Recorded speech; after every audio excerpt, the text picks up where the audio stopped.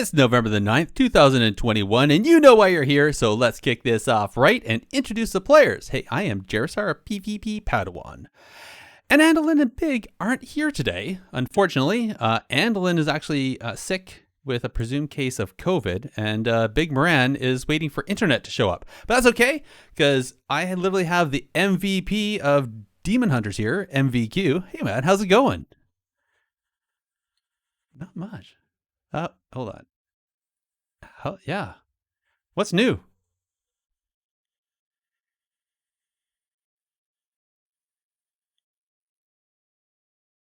Mm-hmm. Yeah.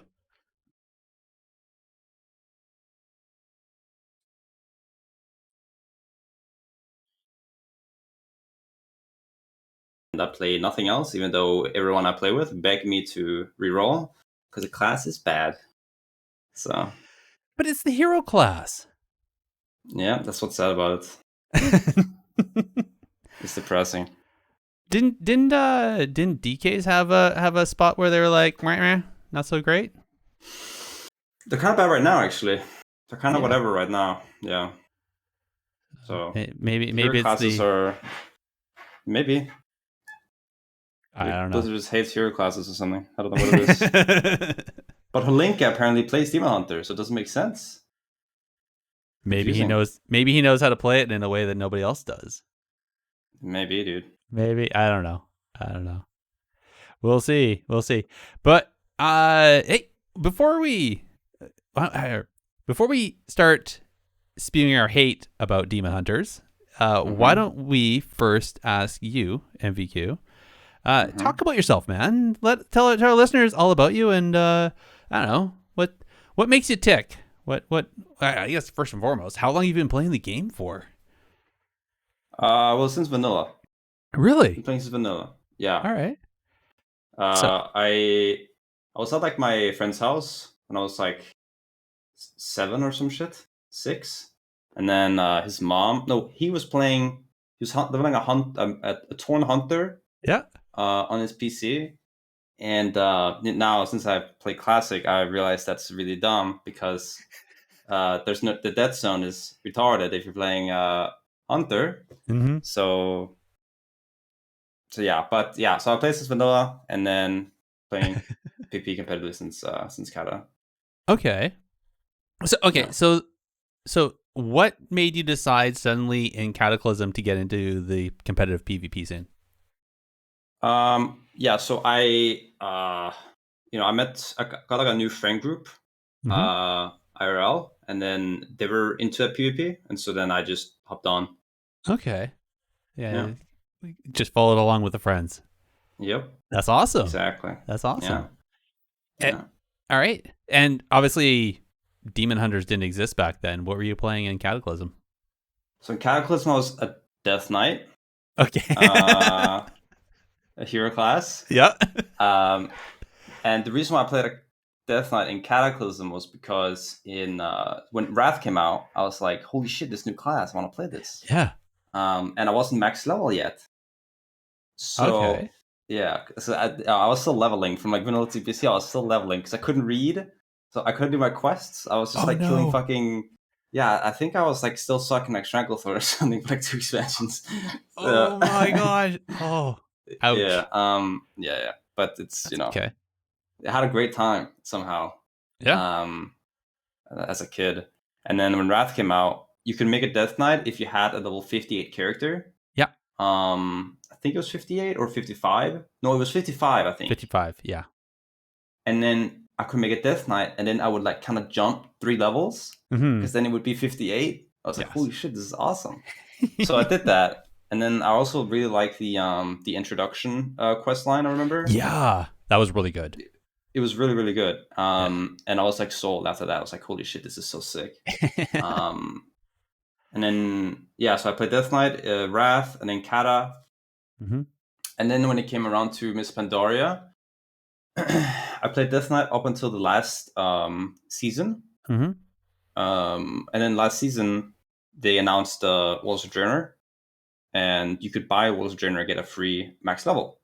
Yes. So I was like, maybe it's time to reroll, Oops. Yeah. So I hopped on that. I was like, fuck this shit. Fuck Death Knight.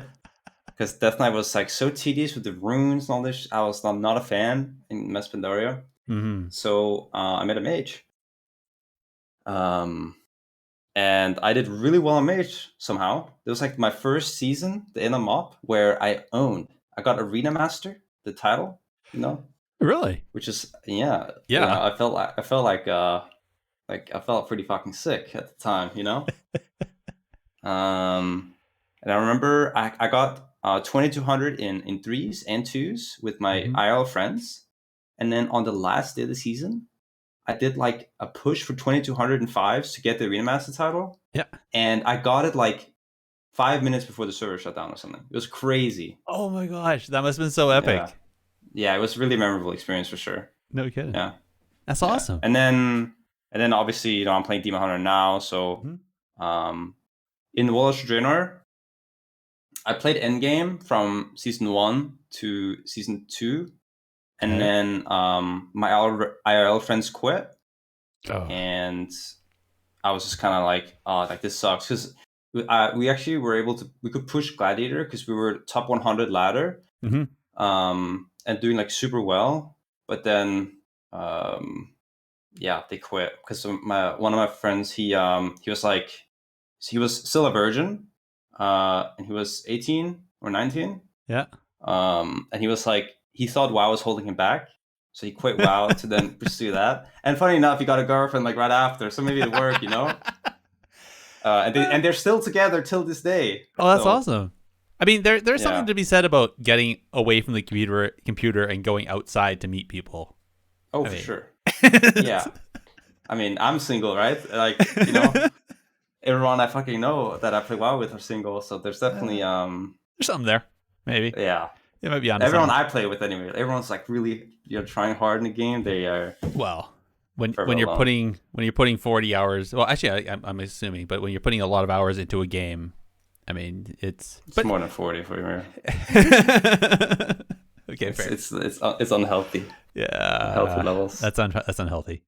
All right. Well, I guess last question then is I know the answer because you already told me, but I have to ask you, where can we watch you play an unhealthy amount of World of Warcraft? So I stream at Twitch TV/MVQQ. Okay. So 2 Qs. All right. And I usually stream around this time, or like in 2 hours or so. Okay. When I start queuing threes, because high-rated threes don't really start popping until like late into the night. And then my Twitter is just MVQDH, like my character. Okay. And that's awesome. There you go. Well, I appreciate you taking the time from your streaming schedule to join us tonight, where you get to pick your brain at least. And I guess what have you just been playing Arena for the last 2 weeks, or have you been doing anything else than World of Warcraft in the last 2 weeks? Well, so WoW right now is kind of at a it's why? Yeah, it's kind of down.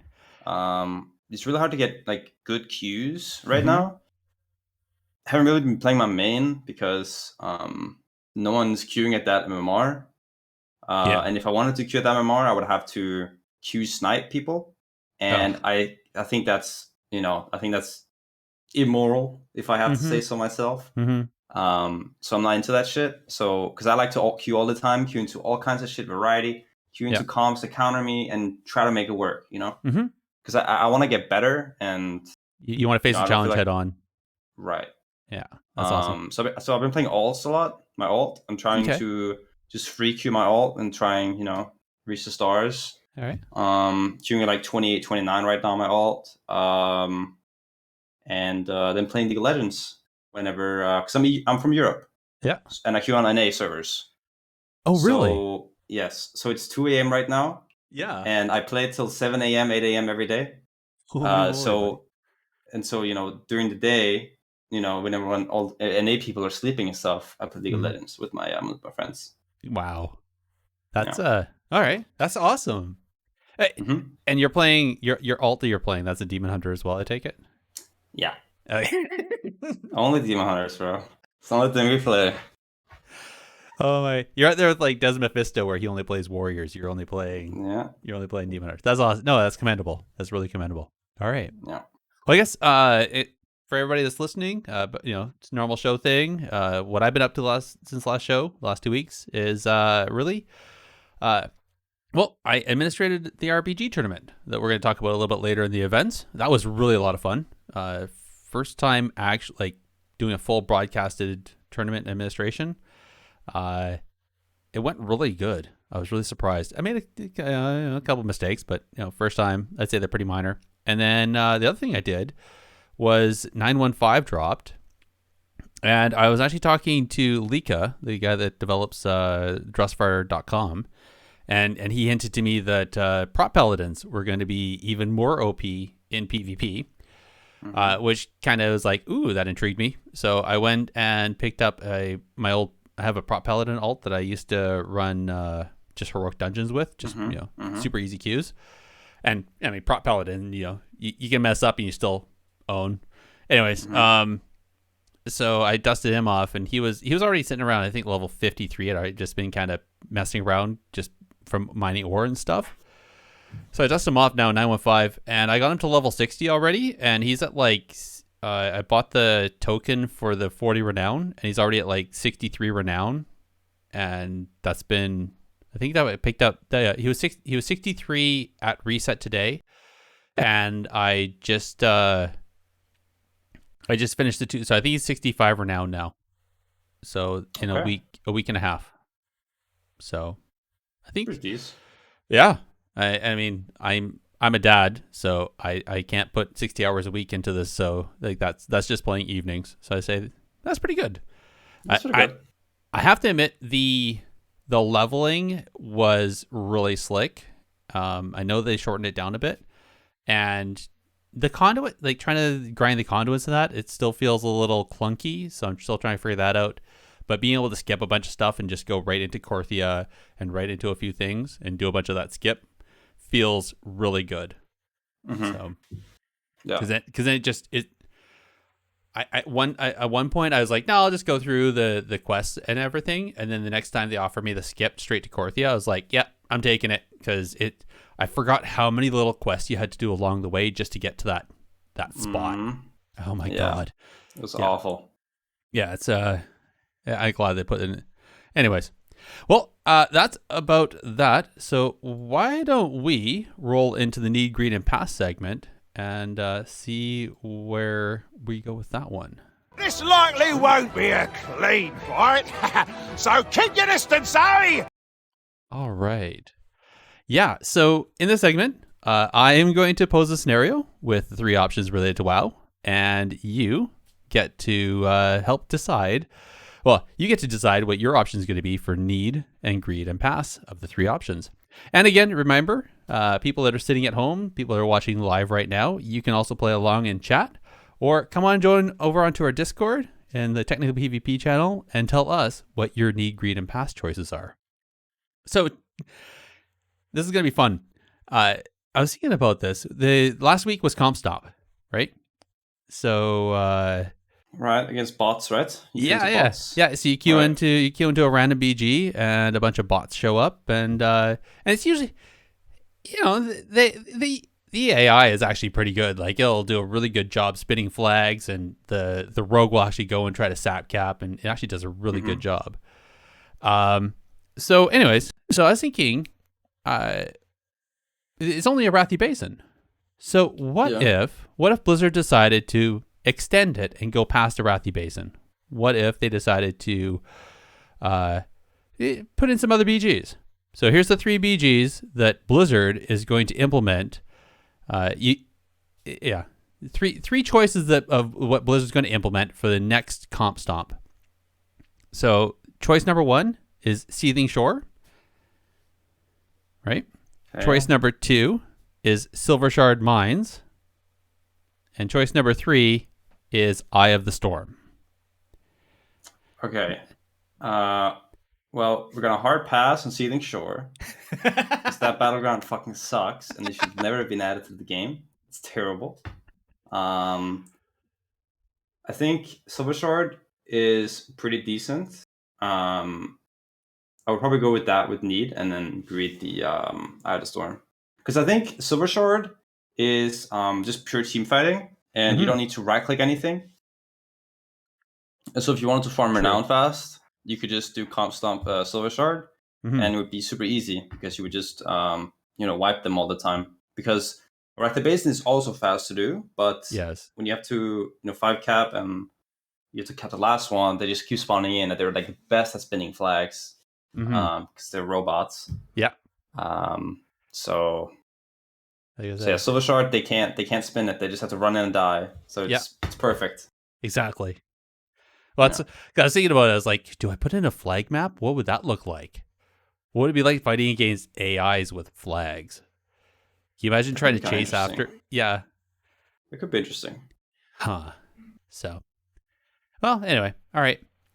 So I'm actually going to counter you, and I'm going to Need on Seething Shore.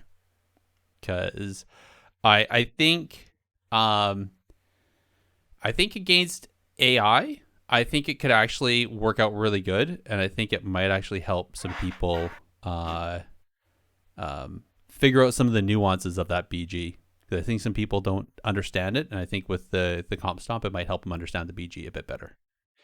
So I'm going to Need on that one. Okay. I'm going to actually greed on Eye of the Storm because I want to watch people try to AFK and then get blown off the bridge in the middle or whatnot, and then cry about it. And so I'm going to pass on. I have to pass on the Silver Shard, even though I love Silver Shard. I think you're right. That'd be awesome, but just for those two. Sure. So anyway, yeah. So those are mine. Like I said, if anybody is wanting to also participate in that, like I said, come on over to the Discord and join into the Technically PvP channel there and let us know what your thoughts are. And now we'll actually go into the upcoming WoW PvP events and see what's coming up next. If I can get in there and fight! Stop hiding! There we go. I'm so horrible at trying to do this all at the same time. All right. WoW PvP events. So we got Dalaran Gaming, as always. He's continuing to host his 5v5 1v1 duels over on YouTube streaming. So go again, check him out there. And upcoming this weekend is the Method Mayhem EU Rated Battleground Tournament. So that's really awesome. I know, right?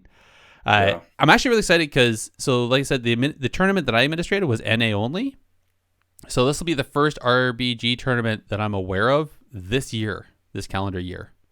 I don't think there's been a single one in the EU. Wow. Yeah, RBGs are bleeding right now, so that's really, really good for them. One of people I've known for a long time, he's on the number 1 RBG team on EU. His name is Raz, and he says like they don't even play anymore because like there's no one to play against. Yeah, don't even play. Like a lot of them play TPC now and stuff. Yeah, they lost healers actually. They don't have any healers anymore. All their healers are playing TPC. My gosh. Yeah. When retail's bleeding players to its own classic version of the game. I mean, it's the best way to bleed, right? Yeah, true. I think it's one of the reasons why they're still getting really high monthly active users on the metrics. I think so too.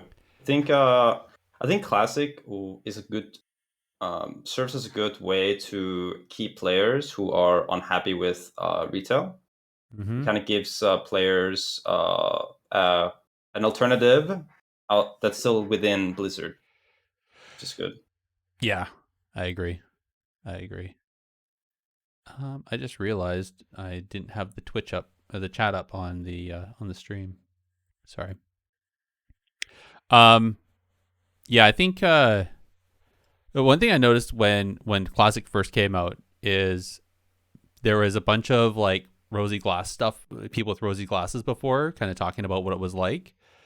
And while yes, there is some great parts about the Classic, I think the amount of changes people wanted done immediately on Classic when it first came out really kind of pointed to the fact that there were a lot of issues back then that have been fixed since. So, So I think like there's both games are valid for different playstyles, but I can definitely see I can't imagine a person having enough time to play both TBC and retail at a highly competitive level and have time for really anything else. Like it's a lot. That's a lot of time sink. Not gonna lie. It is. I think what people are doing is when they're playing both, because I played both for a bit and then I quit TBC because it just wasn't really me. But it's just sacrificing retail time for TBC time, or sacrificing TBC time for retail time. Yeah. So you don't really play both. You just sacrifice one or the other for that given day. That makes sense. Do like sprint on this one and then sprint on the other one. So you're just kind of like, yeah, it makes sense. Yeah. All right. Well, all right. Speaking of Classic, this just got announced today. GCD TV has announced that they're going to host a 5v5 TBCC arena tournament on the 4th and the 5th of December. So if you want, I have a link for the Twitter announcement. I believe the link to the actual announcement is gcd.tv/5v5. Actually, I might be wrong on that. But it's going to be hosted on live servers. So it should be a little interesting. Yeah, that's awesome, because GCD TV hasn't done much in a long time, I think. So it'd be awesome for them to start hosting things. And hopefully they'll host something for retail. Well, hoping. Like they used to do. Yeah. Back in the day. Oh, yeah, I do miss the weekly GCD TV. Like, yeah, that was the shit. D Machine and Hannah and Cian Supa and whoever else they happen to pull in to do the hosting. That was great. Yeah, that's sick. But I get it. I mean, they got picked up for doing the formal administration for all of the official Blizzard tournaments, and that's a lot of time. That's a huge time sink. Of course. So I get it, and so now that we're between major tournaments, they have the opportunity to do something on their own again. So this is it. I agree, though. I really hope that they do another tournament on the retail. That'd be awesome. Too bad they don't have 5v5 on retail anymore. Oh well. Yeah, you can wargame it still, though. That's true. They could do. But the only issue is the spectator UI. I don't think it supports 5 people, if I remember correctly. I might be wrong. Yeah. Actually, I think it does, because I know it. The default will support up to 6 people. You can do the 6v6 RBGs using the default spectator UI. Yeah, but that's RPG. That's on the RPG map. I think when you go on an arena map, it won't work. But maybe I'm wrong. Okay. I don't know. Yeah, we can check it out later. Sure. Yeah. You're like, no, not really. That's it. All right. Okay. Next one, we have the Oasis community. The community Discord is going to host their Keystone Builders tournament on the 10th to the 12th of December. So if you want to sign up for that, head on over to their Twitter, Oasis_WoW, or their Discord, the Oasis Discord, and you can sign up there with your 5-person team. And that's actually a really fun tournament. That's going to be basically a weekend where you join up with your team, you're given a key, and then you just keep loading, just keep going through all the dungeons and keep putting your keystones and trying to build your keystone as high as you can. So fun times. And last but not least, speaking of official Blizzard tournaments, you have the Great Push number 2. Signups are they're open now until the end of November. The Proving Grounds are going to be the 3rd to the 6th of December. And then the final stream game tournament is going to be on the 10th to the 12th of December. So if you want to head over to gamebattles.majorleaguegaming.com, you can sign up there and get your team in. And as far as I'm seeing over on the Mythic Dungeon Tournament Discord, they're recommending don't wait. Sign up as soon as you can. Don't wait. So again, if anybody knows of any events out there, please let us know and we'll shout it out and help raise awareness. In the meantime, we're going to go into the subject analysis and start picking MVQ's brain on what makes Demon Hunters tick.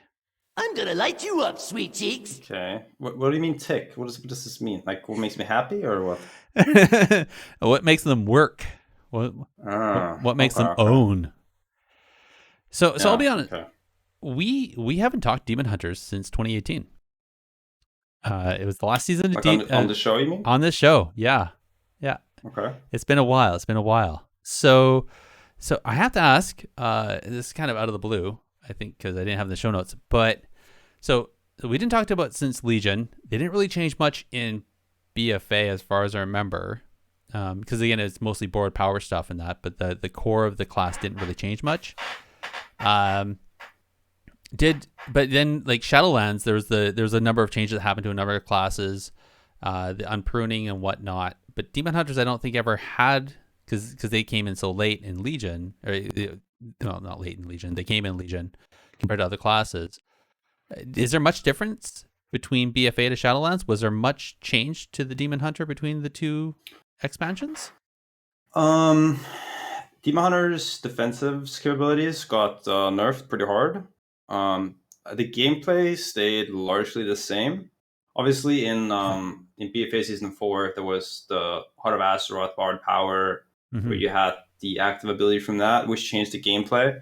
You had the Burning Soul Azerite power that made it so when you could when you consume magic on someone and it successfully purged something, a soul would drop out that you could pick up.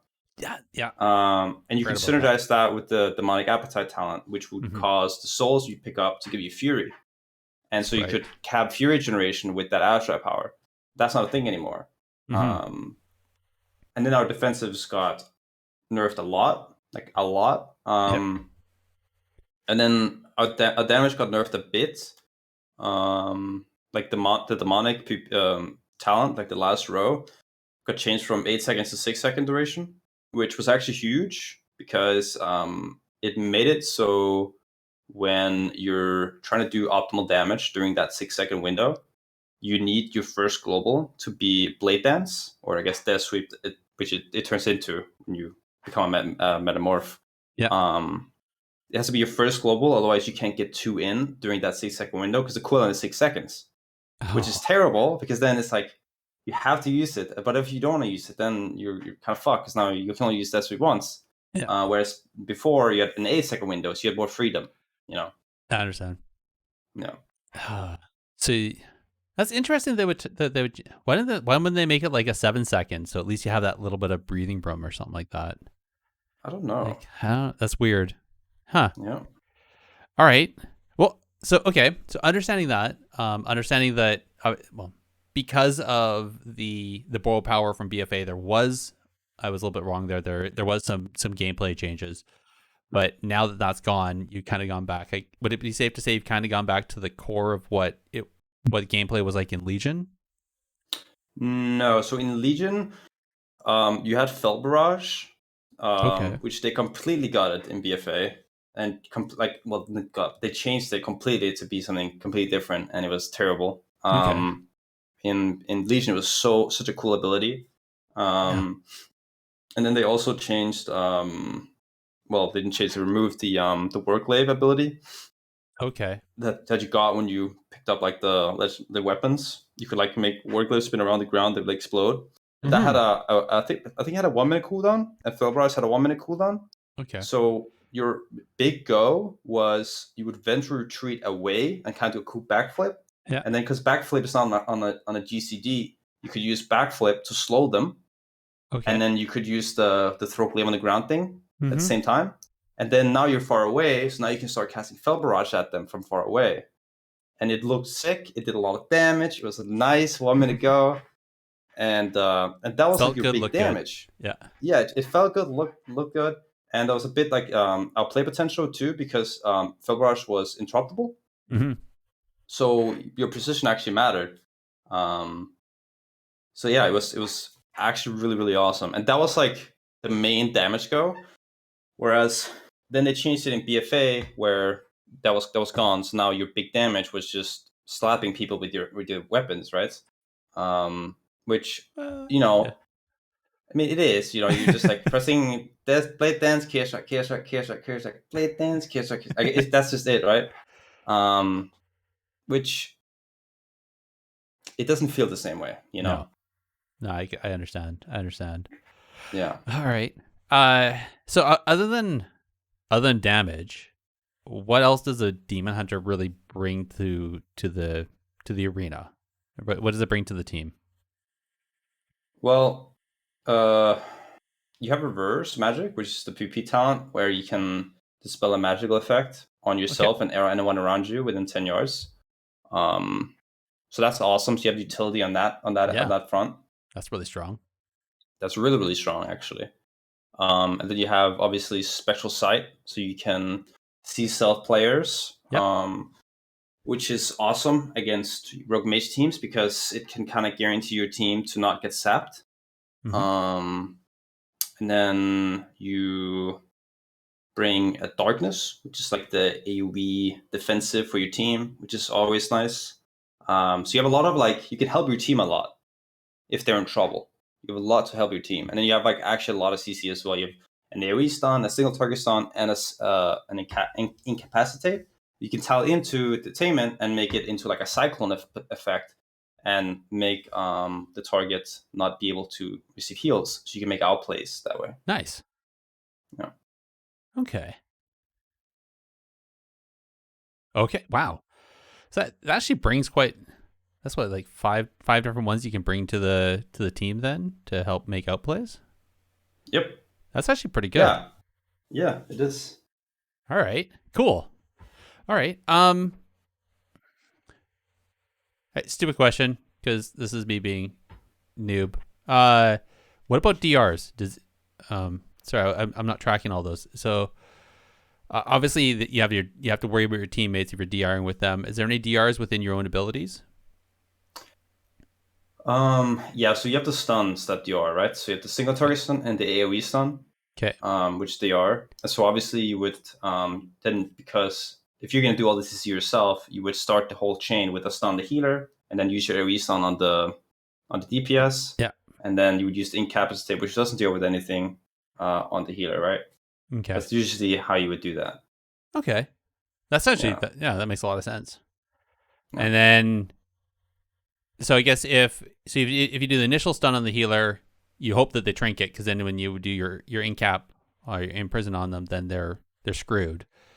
If they trinket on your imprison, obviously then you just wait for the next go, where then you haven't, because then their trinket's not going to be available, right? Okay. Yep. That makes sense. All right. What about?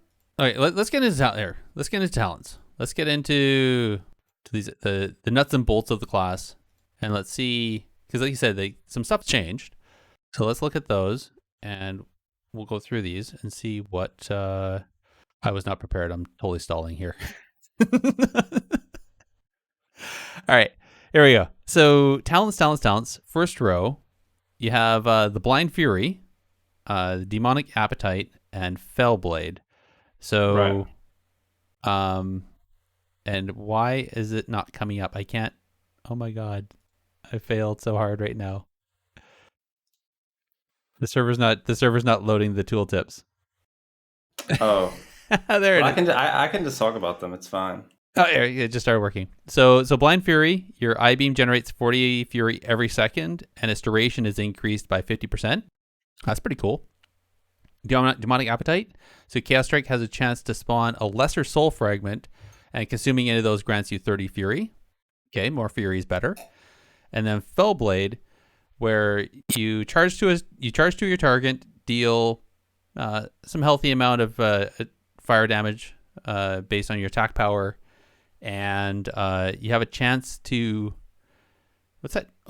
generate 40 fury, and then when you're Havoc, Demon's Bite has a chance to reset the cooldown of Fellblade. Okay. I'm guessing Fellblade's kind of the default. I remember that for some reason. It is. The ones, yeah, okay. Why is that? Why don't you want to take Blind Fury? Oh, yeah. Blind Fury actually looks really good. Yeah. So the problem is Blind Fury gets interrupted. Okay. Because the cast becomes longer. So the window for the enemy team to interrupt you becomes longer. So if you get interrupted, you're essentially playing a dead talent, which is a bad thing. So whenever that comes from your PP talents too. Like there's PP talents, like, we're going to get into that, but, range from above, for example, if you run that talent, which makes you fly up in the air, if they don't go you, that's a dead talent, right? So you have to be really careful with running dead talents because it essentially makes you play less talents, which is bad, Yeah. So Blind Fury, that's the whole mind game thing. So Blind Fury, it risks being a dead talent, and also when you I-beam and the I-beam channel finishes, you get a pretty big haste buff for 15 or 12 seconds. I believe it's 12. All right. Which is massive, and it's really important you get this buff if you want to do big dam. And obviously, if your I-beam is longer, the chance of getting it is lower. So it's just kind of a shitty talent. Okay. For those reasons. So that's kind of a pitfall, because if I was a brand new player, I'd see that, I'd be like, oh yeah, I-beam does a whole bunch more damage. I get to do it longer. I'm going to do that, and then wah. Yeah. Okay. Yeah. And then what about Demon's Bite? What about the Lesser Chaos Fragment? You mean Demonic Appetite? Or Demonic Appetite. Sorry. Yeah. Yeah. So that one's decent. Yeah. It's not awful. If Fellblade Demon Blade synergy didn't exist, you would definitely run Demonic Appetite. But the thing about Fellblade is that if you run Fellblade, you can run Demon Blade at the same time, which is the next row, which we'll get into. But if you run those two, they synergize extremely, extremely well. Like, it's actually ridiculous how good that synergy is. And it makes your damage overall just higher across the board. Against all the other possibilities. It gives you more mobility, which in turn makes you harder to kill. It's the best mobility, survivability, and damage. Like, it's everything. I don't know what else you would want. There you go. Okay, we're done. We're done with the podcast then. That's awesome. There you go. Yeah. Okay. What about for the next one then? You got the Insatiable Hunger. So your Demon's Bite deals 20% more damage and generates 5 to 10 additional fury. You have your Burning Hatred. So Immolation Aura generates an additional 30 fury over 6 seconds. That actually sounds all right.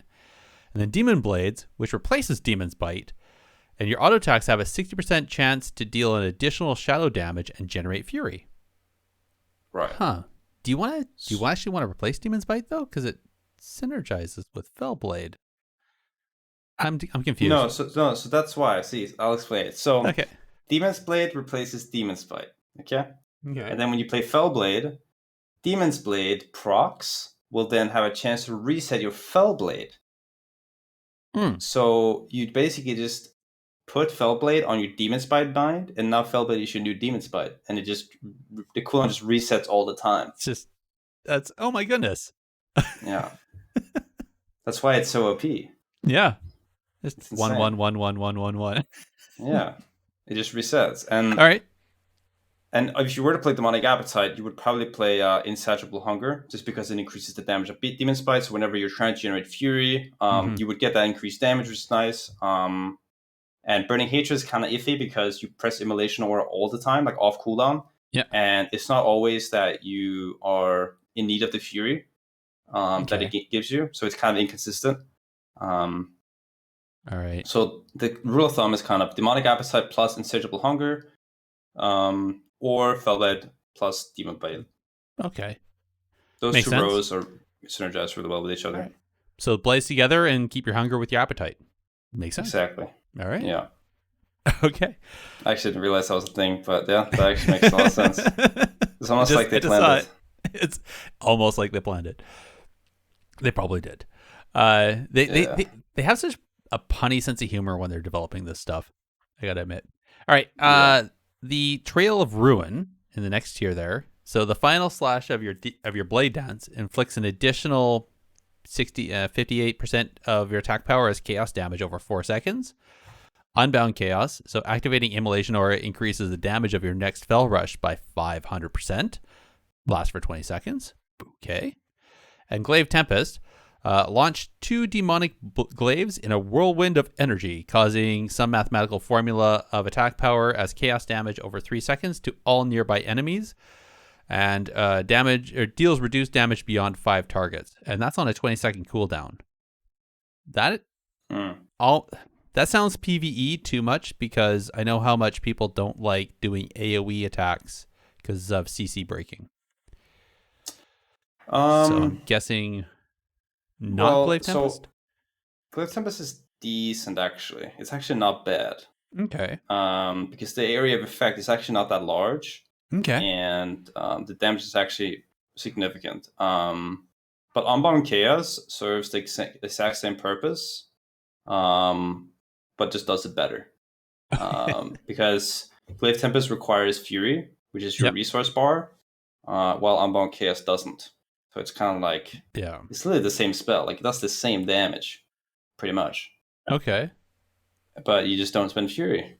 So you might as well run that. And then Trail of Ruin is actually decent, because it applies a dot. Mm-hmm. The dot is not anything to be, crazy about. But if you're against a class that has a lot of pets, like a Demon Lock or a Hunter, the dot will get applied to the pets as you are doing damage to the Hunter, right? Okay. And not a lot of people know this, but pets take less AoE damage. They have a lot of avoidance, which is a stat that makes you take less AoE damage. So AoEing down pets is actually really hard, but Trail of Ruin is a dot, so which does full damage. So you'll just apply a lot of damage to the pets, which can apply increased pressure for the enemy healer. So there's an argument to be made for Trail of Ruin. The only problem is that the meta right now is so bursty that you just want to run more burst. So Unbound Chaos is the way to go. Would you not run Trail of Ruin if you're up against like a Feral or a Rogue, so you dot them so they can't go back into stealth as easy? No, because the dot only lasts like 4 seconds. Okay. So by the time they're away from me, the dots are gone anyway. Yeah. Okay. Fair. Yeah. All right. Actually, now you're talking about the Glaive Tempest. I can see that actually being really important in like an RPG if you're down in the scrum, because I'm sure you could just do a bunch more damage doing Glaive Tempest versus Unbound Chaos. Or is Unbound Chaos still your go-to because of the Immolation Aura and then the Bell Rush? I believe it depends on the map. So Unbound Chaos can be combo with the Hunt, and you can make them hit at the exact same time and do a huge one-shot. And so that's really important. And when you're playing flag maps and stuff, it's like the best way to kill a flag carrier with a lot of stacks on them. And that situation, like, someone would flame you if you're playing Glaive Tempest, like, just one shot the guy, and you gotta be like, I'm not playing Unbound Chaos, I can't one shot him, So play that shit in flag maps. But then maybe on like team fight maps, maybe you can make an argument for Glaive Tempest, also because you could spin flags by pressing Glaive Tempest, and then if you get CC'd right after, then at least there's a Glaive Tempest spinning the flag for a bit, Yeah. So you can make arguments for it, for sure. Okay. That's some good food for thought. What about that? Yeah. All right. What about in the next tier here? We got Soul Rending. So your leech increased by 10%. Gain additional 20% of leech when you go into Metamorphosis. Desperate Instincts. So Blur now reduces the damage taken by an additional 10%. Additionally, you automatically trigger Blur with a 50% reduced cooldown and duration when you fall below 35% health. So that's like an insta-wall. And it can only occur, though, when Blur is not on cooldown. So you can't double tap. And Nether Walk, 3-minute cooldown, instant cast, slip into the Nether and increase your movement speed by 100% and become immune to damage, but unable to attack, last for 6 seconds. So, I remember I used to play Nether Walk because I sucked, and so it was like an instant kind of get out of jail free card. But I remember I saw something where Soul Rending is where you want to go, because that additional leech when you go into Metamorphosis, you can almost like self-heal. Yeah. So in BFA and Legion, Soul Rending was run a lot. In BFA, especially, like, Soul Rending was run a lot. That was because Soul Rending was different back then.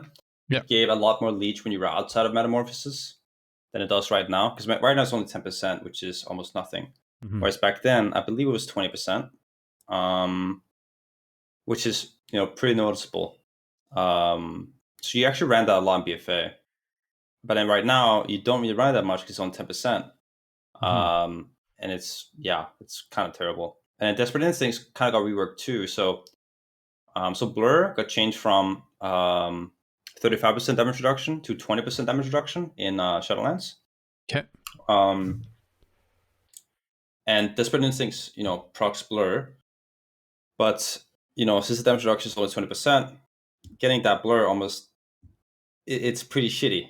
It's like a defensive stance. You just proc defensive stance at low health. Like, congratulations, Yeah.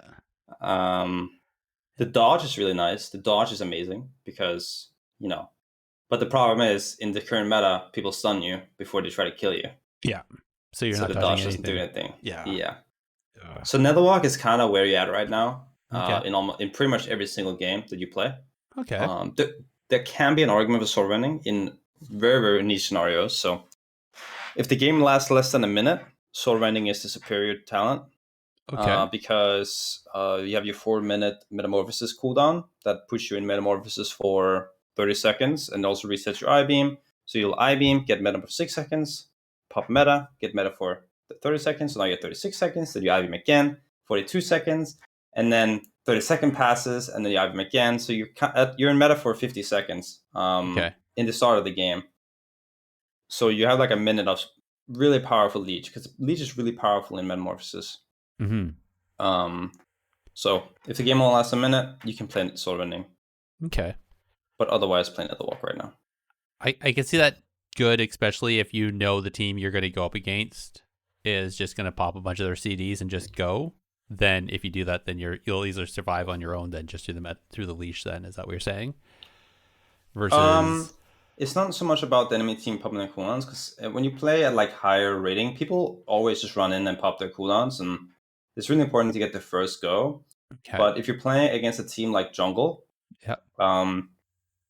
so Jungle has like the best consistent damage in the game, and Demon Hunters have the worst consistent passive damage reduction in the game. Like, they just die to defend to everything. Playing against Jungle is terrible. Like, it feels terrible. So you're gonna die in less than a minute, no matter what, into Jungle. Like, you're just fucked.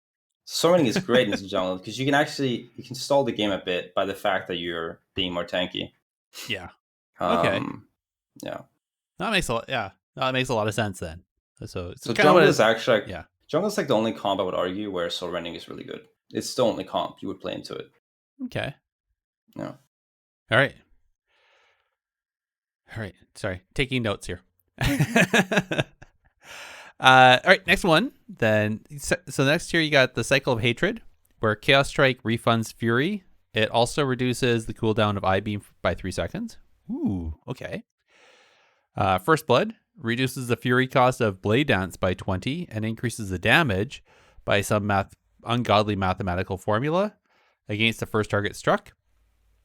And Essence Break, instant cast, 20-second cooldown / all enemies in front of you for about 60% of your attack power as chaos damage, and increase the damage of your Chaos Strike and Blade Dance dealt to them by 40% for 8 seconds.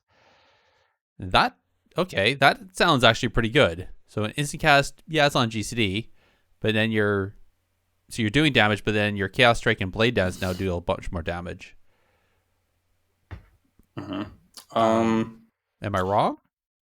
So the problem is the Essence Break is great. They play it in PvE. Okay. It's actually really good. The problem is that on the very last row, Demonic, you press I-beam, you get a metamorphosis for 6 seconds. That's like your big go. Yeah. Well, not big go, but it's like your 30-second decent go, Yeah. Essence Break is a cooldown. It's a 20-second cooldown. Mm-hmm. So you run into an awkward scenario where you have a 20-second cooldown and a 30-second cooldown. So just doesn't synergize. Sit there. It doesn't synergize, right? Yeah. And then on top of that, they just buffed the Dancing with Fate conduit that increases the final slash of your Blade Dance by a ridiculous amount, like 80%. It's huge. So if you don't play First Blood right now, you're just stupid. Because it's so insane. The math doesn't lie. All right. The math doesn't lie.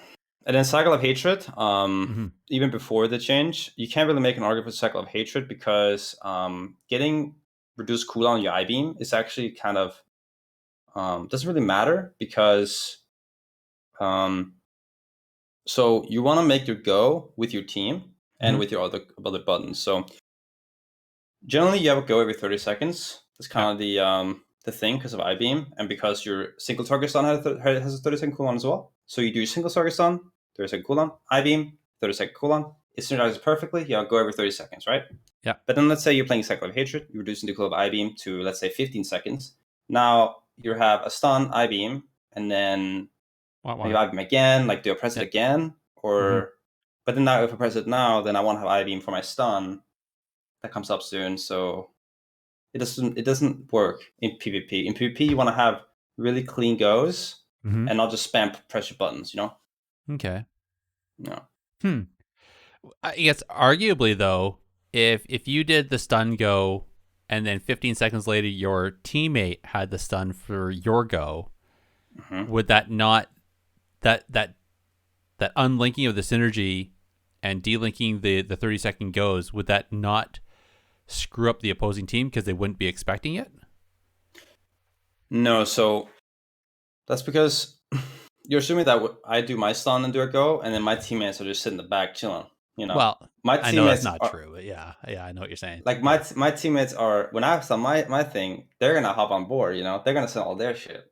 You know, so we're all gonna be on cooldown, but in 15 seconds still. You know. Yeah. Good point. But I see what you're saying. Like you could technically have me do a go and then chill out for a second. But the current meta is just send everything at the wall and see what sticks. All right. Yeah. Good. Let's play like spaghetti then. Okay. Yeah. So First Blood, Roger. I don't know, that Cycle of Hatred, that kind of looks a little sexy to me. I can't help it. All right. Next one, Unleash Power. So you remove the Fury cost of Chaos Nova and reduce the cooldown by 33%. Okay. Master of the Glaive. Throw Glaive has 2 charges and snares all the enemies hit by 50% for 6 seconds. Ooh, okay. And then Fell Eruption, which is instacast, 30-second cooldown, impales the target for chaos damage and stuns them for 4 seconds. I'm thinking Fell Eruption. That one just screams to me. Because that's just another stun, right? Yeah, that's the thing, right? It's too good. Yeah. Like this row is the most boring row there is. It's so sad that this row is this sad. Like, Fell Eruption is just way too good. So back in Legion, when you picked up Soul Fragments, they would reduce the cooldown of your Chaos Nova. So you would actually play Unleash Power into Demon Warlocks. Yes. That was a European, you know, it kind of, you know. So it's all good. It's all good. You would play that into Demo Locks because you would stun the Warlock and all his 59,000 pets, and your Chaos Nova would actually come off cooldown again instantly. And then all the Soul Fragments would heal you. Oh my god! So you could just sit there and like stun the pets and just spam heal yourself if you're in trouble. It was amazing.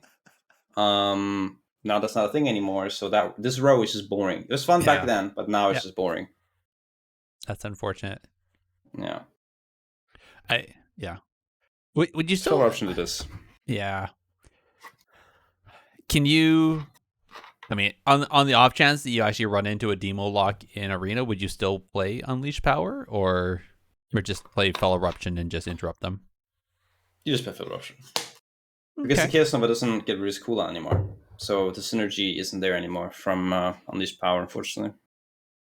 Okay. All right. So last tier, Demonic, which you kind of hinted at there. The I-Beam causes you to enter demon form for 6 seconds after it finishes dealing damage. So a free metamorphosis. Momentum. So Fell Rush increases your damage by 15% for 6 seconds, and Vengeful Retreat cooldown is also reduced by 5 seconds, and generates 80 Fury over 10 seconds if it damages at least one enemy. Okay. Oh, and it has a half-second cooldown. That's weird.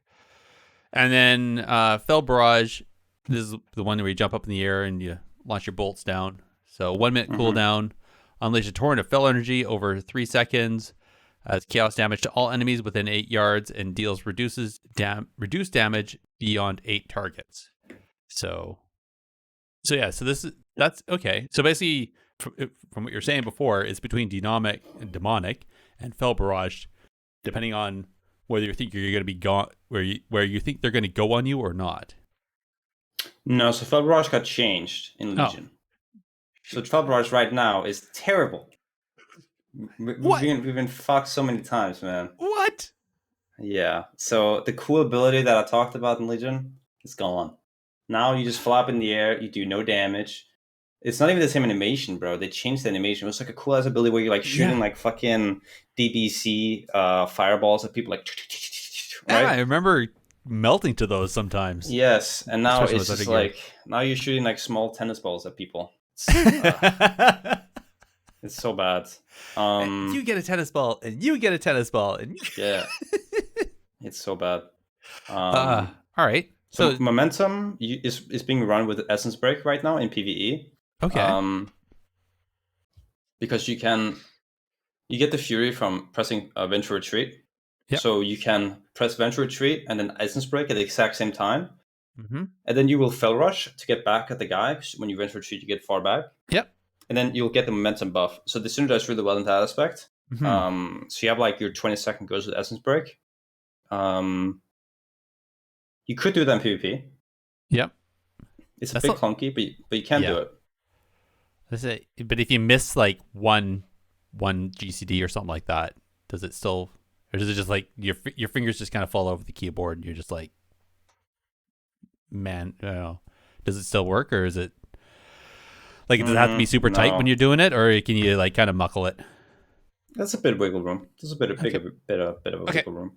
Okay. Because they kind of changed the way Essence Break works. So in Essence Break, it did the same thing, but it used to be on one target only. Mm-hmm. But now it's kind of like a cone. You kind of go like, and then it hits everything in a cone. It looks pretty cool, actually. All right. So it has like more of a range now. Cool. So you have more wiggle room. Okay, that's good. But the Demonic is just too good, unfortunately. Like, yeah, it's just way too good. So, like I said, I-beam. Okay, now you're meted for a bit. Oh, and then you actually pop meta, and then you I-beam, and so it's just like it just rolls. Plus, then you have a consistent go every 30 seconds, which you can rely on because you do your go every 30 seconds. You get into meta. All your abilities get empowered. It's all good. Whereas with Essence Break Momentum, it's kind of like, let's say I want to do this go, right? We went for Retreat, Essence Break, Momentum, and now I'm supposed to do CC. But now I already told the enemy team that I'm making a go because I popped all these cooldowns, right? Yeah. So you're kind of telling the enemy team what you're about to do, which is bad. Whereas with Demonic, you don't, right? With Demonic, you just do the CC and then you IB. Because the Essence Break thing requires 2 globals, whereas I-beam doesn't require any global because the I-beam is a part of your damage rotation anyway. It's not like a buffer. Whereas Essence Break, you're literally buffing yourself. You're not doing anything. Okay. Just have a weak aura. Essence Break. Okay. Pop my defensive. Exactly. Yeah. Exactly. So, question then: if you have a 30-second go, and everybody knows that you're going to go in 30 seconds, which is I-beam and then you meta, what stops me from just hodging you or incapping you or doing something to just lock you out of that go? You know what I mean? Do you mean like seeing me? It's like, if you're in meta, CCing you and then you're fizzled, right? You can't. Yeah, so people do that. Okay. People do that. Now the thing is, so at high rating, there are these indicators of people making goes. So for example, there's the I-beam, with Demonic. With warriors, they have Colossus Smash, right? Mages have Combustion. Rogues have Kidney Shot Vendetta. Reds have Wings, etc. So people actually do peel these things at high rating. With warriors, so when you play with like DH Warrior, for example, which is a very common DH comp, if you're playing as another warrior, the enemy warrior will want to disarm you on either I-Beam or Colossus Smash. That's going to happen regardless. There's nothing you can do about it other than CCing him, but then you have less CC overall, so it's kind of like what's worth. So if you enter Demonic and you get disarmed, then your warrior's not getting CC'd. Okay. You know what I mean? So obviously you'll get peeled, but that means that your teammate's not getting peeled, right? Yeah. So if you're eating the CC and being peeled, then they're able to do the damage. If they're getting CC'd and peeled, then you're the one doing the damage. So either way, one of you is still doing some ungodly OP power. Well, sorry, except you got nerfed, so my damage is actually nice. Okay, that's the thing. My damage is great, but I just die. That's the issue. So why would I peel? I'll just peel your warrior, and I'll just go you, and I know you're gonna flop. That's what people do. Exactly. Okay. There you go. Now you know how to beat demon hunters. There you go. Now, okay. All right. Now I don't have to ask the last question: how I kill you. Yeah. Okay. Well, hey, let's get into the PvP talents, because this is the part that really makes, supposedly, is the part that really makes PvP what PvP is nowadays, right? Is that these extra talents that we can get into for PvP. Either we're flagged in World PvP or once we're into the instance there. So just on the list here, we got the Blood Moon, Chaotic Imprint, Cleansed by Flame, Cover of Darkness, Demonic Origins, Detainment, Glimpse, Isolated Prey, Mortal Dance, Rain from Above, Reverse Magic, and Unending Hatred. Now, remember, you mentioned Reverse Magic when we were talking about the support stuff you can do, like what you bring to the team. Because that's the AoE cleanse, right?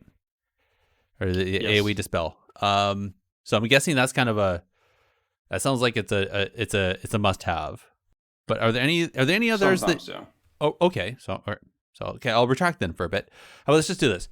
Which ones are the ones that you just avoid? Period. It's like don't even think about these ones, people. They don't do anything. Blood Moon, Cover of Darkness, Demonic Origins, and Unending Hatred. Those are like the no-nos. You actually have a lot of options. Yeah. That are viable. But we'll get into it. Okay. Well, let's get into it then. So, all right. So then which ones are the must-haves? Are there any that is like every time you take it regardless? No. Oh, really? No. Okay. Yeah. Oh, okay. All right. Yeah. Let's get into this is a good conversation. I like these. Okay. So imagine you have a tree of like, if this, then this, right? If this, right? So the tree starts with, does someone on your team have a Mortal Strike effect? Like a healing reduction effect? Yep. Okay. Let's say you're playing with a warrior or the Windwalker. Yep. They have it, so you don't have to play it. Okay. So that's the first thing. So let's say, so that's the Mortal Dance, right? Okay. That decides that one. Then you want to think, does the enemy team have magical CC for my healer? Mm-hmm. If they do, you play Reverse Magic. If not, you don't. Okay. Then you have to think, what are my win conditions this game? What am I going to do? Mm-hmm. Am I going to sit on the enemy healer? Or am I going to go on the DPS and to see the healer? If you're going to go on the enemy healer, then you have to ask yourself, is the enemy healer an R-Druid and R-Shaman who will root me behind the pillar? If they are, you play Cleanse by Flame, so you can Immolation Aura to get out of the root every 30 seconds. Uh-huh. And then if not, none of those things, you have to ask yourself, does the enemy team kill me in stuns, which is almost always the case, but can I outplay it? So for example, let's say into Rogue Mage Priest, right? RMP, very popular comp. When they're going to do a go, they're going to transcribe it to you and send it to you in the mail by Dragon's Breathing. something. Yep. They're just going to press Dragon's Breath. If they Dragon's Breath and you use Glimpse at the same time, which makes you immune to CC while you're doing the backflip,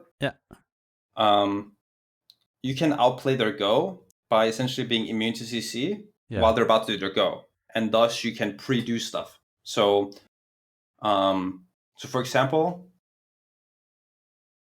imagine a mage Dragon's Breath my warrior. Mm-hmm.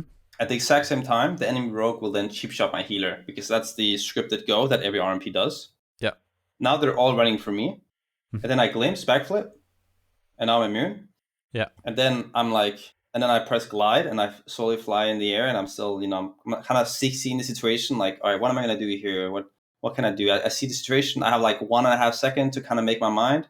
Okay. And then I'll either just press darkness and sit there and be, fine for this go. Or I'll, use incap on someone who doesn't have a trinket. Maybe the mage doesn't trinket, and I incap him, because the one person's not going to kill me, right? Mm-hmm. Or maybe the mage polymorph my healer off the stun, and I just slowly glide over him and reverse him, and it goes over. So Glimpse is huge, actually. It's actually huge, and it makes the class semi-viable if you're able to Glimpse very well. But it's very, very hard, because you need to have a lot of game awareness. And it takes a lot of skill, which is actually like this. I actually love this talent. This talent, I love it, because I have so many highlights that I've saved up for a video I'm gonna make at some point of me just glimpsing all kinds of shit. I love it. Yeah, so that's awesome. awesome. Some high level play. That's it. It is. Wow. It's awesome. So how? I don't know. It's not like somebody can juke you and make you glimpse when they're not going to CC you then. Because exactly. that's pretty telltale. But still, the question is: have you ever glimpsed and then it's like, oh, they weren't, that wasn't actually a go. Oh no. Yeah. Okay. So that obviously happens, and that's kind of okay. Because you have to realize that you're not sacrificing anything from doing it. Mm-hmm. It's not some big cooldown or anything. It's just your vengeful retreat. So you kind of don't use it for anything anyway. Yeah, you're just kind of making it do something, which is awesome. What are you talking? Vengeful retreat? You sort of slash things and you do a whole bunch of damage and you jump away, right? Yeah, but you jump away and then what? You just stand there and then you have to go back in. Oh yeah. At some point. Spell rush. Okay. But also into Red Warrior, for example, their go is stumble your healer and hodge you. Yeah. They have to do that perfectly, right? They have to go Brian, 1, 2, 3, I stun, Yeah. But stumbled has a travel time. Yes. So if they do it at the exact same time, your healer will have time to dispel your hodge before the stumbled lands. So what Red Warriors will do is they'll stumbled. As soon as it hits, then they'll stun you. Yeah. But because you see it, then glimpse. You can glimpse. Exactly. So it's really good into that. Okay. And it also, makes some pretty cool highlights. Mm-hmm. So Glimpse is great into comps that kill you in stuns, that have these stun setups like Red Warrior, RMP, RPS, stuff like this. Generally just roll comps, And then for the last ones, Detainment, Chaotic Imprint, and Isolated Prey, and Rain from Above. So Rain from Above is generally just only good into Curian Warriors. If you for some reason know that the enemy warrior is going to be Curian, because let's say you're the only team curing and you keep securing the same team. Mm-hmm. When he pops the Curian Spear on your forehead, you can then fly up in the air, and that's kind of just counters it, because it's the same cooldown. And it just counters it. And then So wait, Rain from Above, you can get out of a spear. It doesn't pull you back in? Yeah. And you know what's funny? You want to hear something cool? What? So it dispels it, right? It literally dispels it. If you come back down and the spear is still there, you can just walk out of it, okay? So what you can do, if you have a massive forehead like me, is you can, on some maps, there are randomly structures above your head, some places. So you can rain from above at those places, and then your head will bump into it, and you come back down very fast. So you won't sit there and like float for like fucking 10 seconds, and then you'll just dispel the spear off yourself. So you won't even have to like sit there and float and feel like a sitting duck. You'll just boop boop. That's 300 up IQ, and then man. down. That's awesome. Yeah. And I have that saved as well, so I can make a great video soon. Hopefully before the end of the X-Pack. Yeah, right. Hopefully. I mean, at this point, that might just be in like 100 years, man. Like, Jesus. Don't be like that. Man. Don't be like that. Okay. All right. Sorry, I totally interrupted you. Where are we at? So we have Detainment, Chaotic Imprint, Isolated Prey left. So So Detainment. So these just go by priority. So after we've done this whole tree of things, if you have one slot left, you just go by one or two slots left. You just go by priority. So Detainment has the highest priority. So you just choose that one if you have one slot left, and then if you have two slots left, then you would probably pick Isolated Prey or Detainment. And then if for some God knows reason you have 3 slots left because you don't want to use any of the other ones, then you would run Chaotic Imprint. Okay. Yeah. All right. Yeah. Okay. That one's I read that one. That one's really weird. So Throwglaive Chaotic Imprint? Yeah, deals a random school of magic, and it increases the damage that they take from that school by 10%. That just sounds like... How often is it you throw a glaive and then the person takes more damage from chaos damage? So then you just I get this question all the time. Really? Yeah. Okay. Because no one understands it, actually. It's kind of funny. Did you play Warcraft? Like the original? Yeah. Yeah, but that was like 20 years ago, man. I don't remember I don't even remember what I had for breakfast 20 years ago. Well, so there are schools in World of Warcraft, okay? And do you know what the Chaos School is?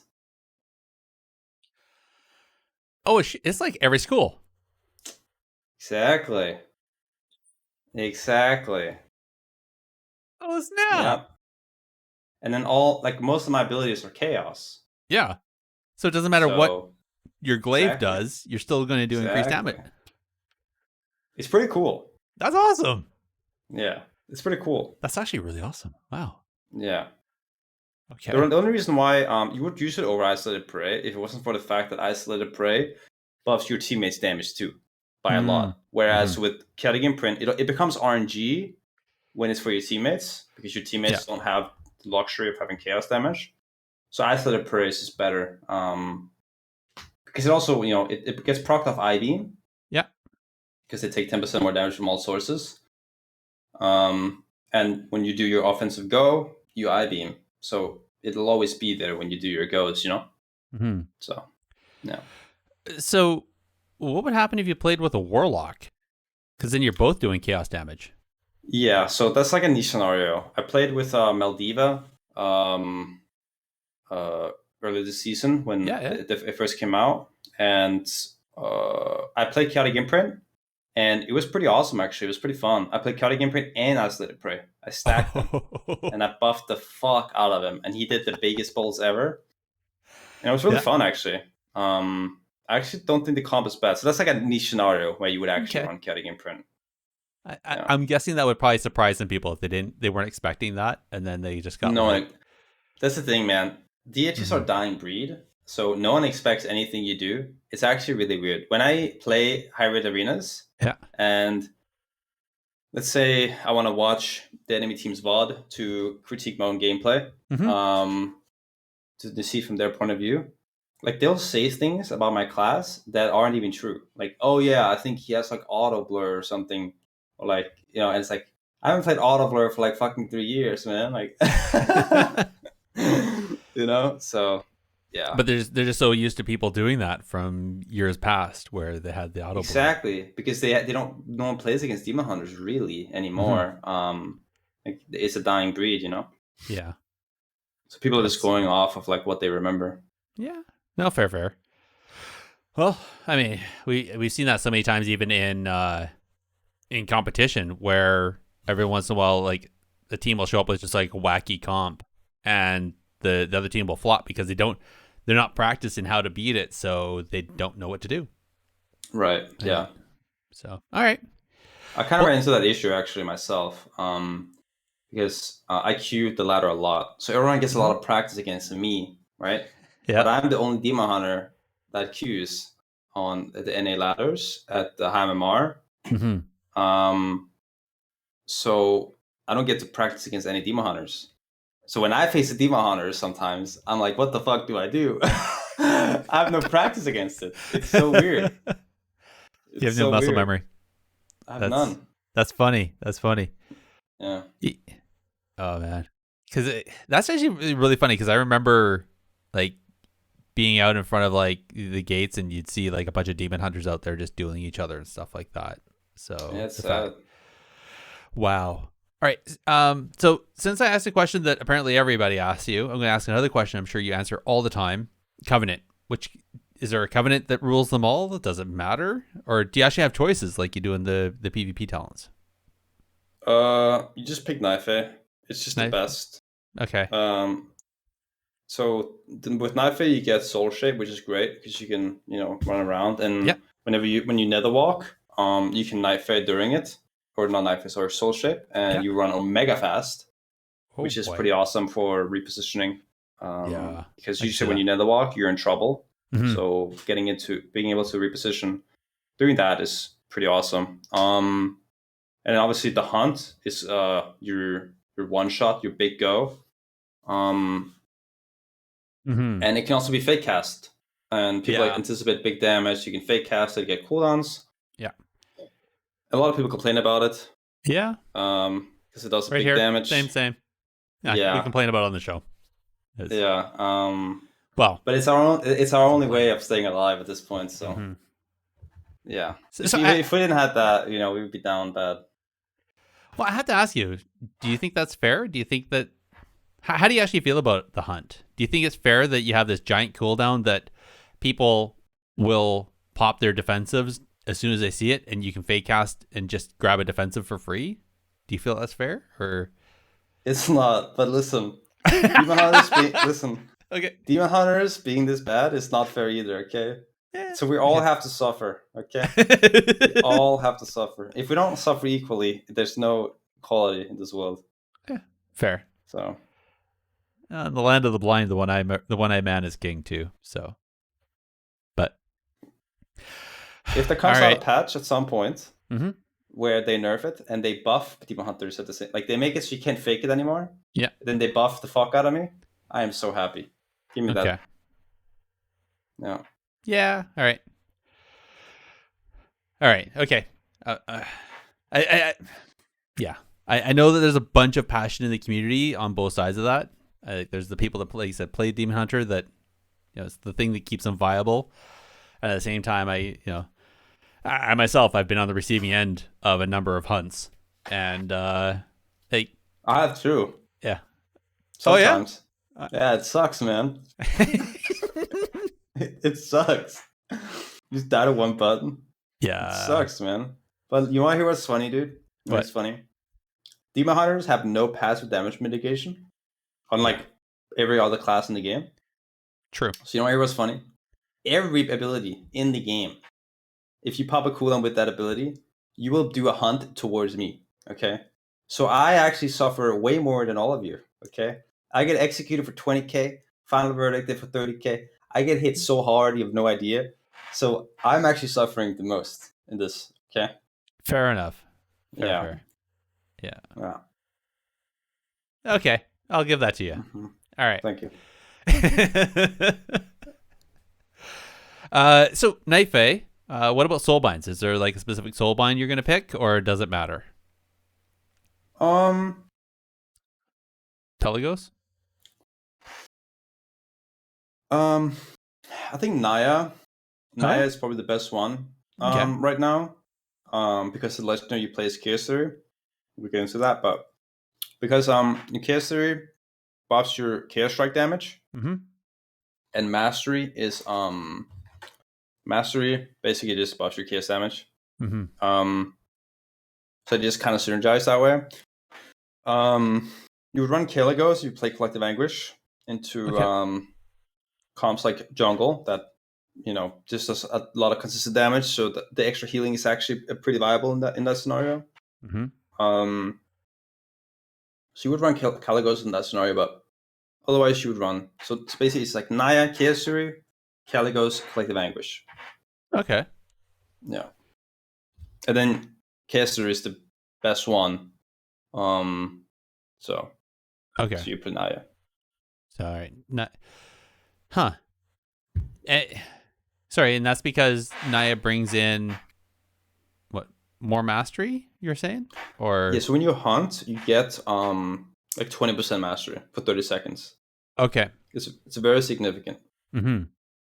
And since your meta lasts like 50 seconds, if you hunt or at some point during your meta, you're gonna have a lot of damage.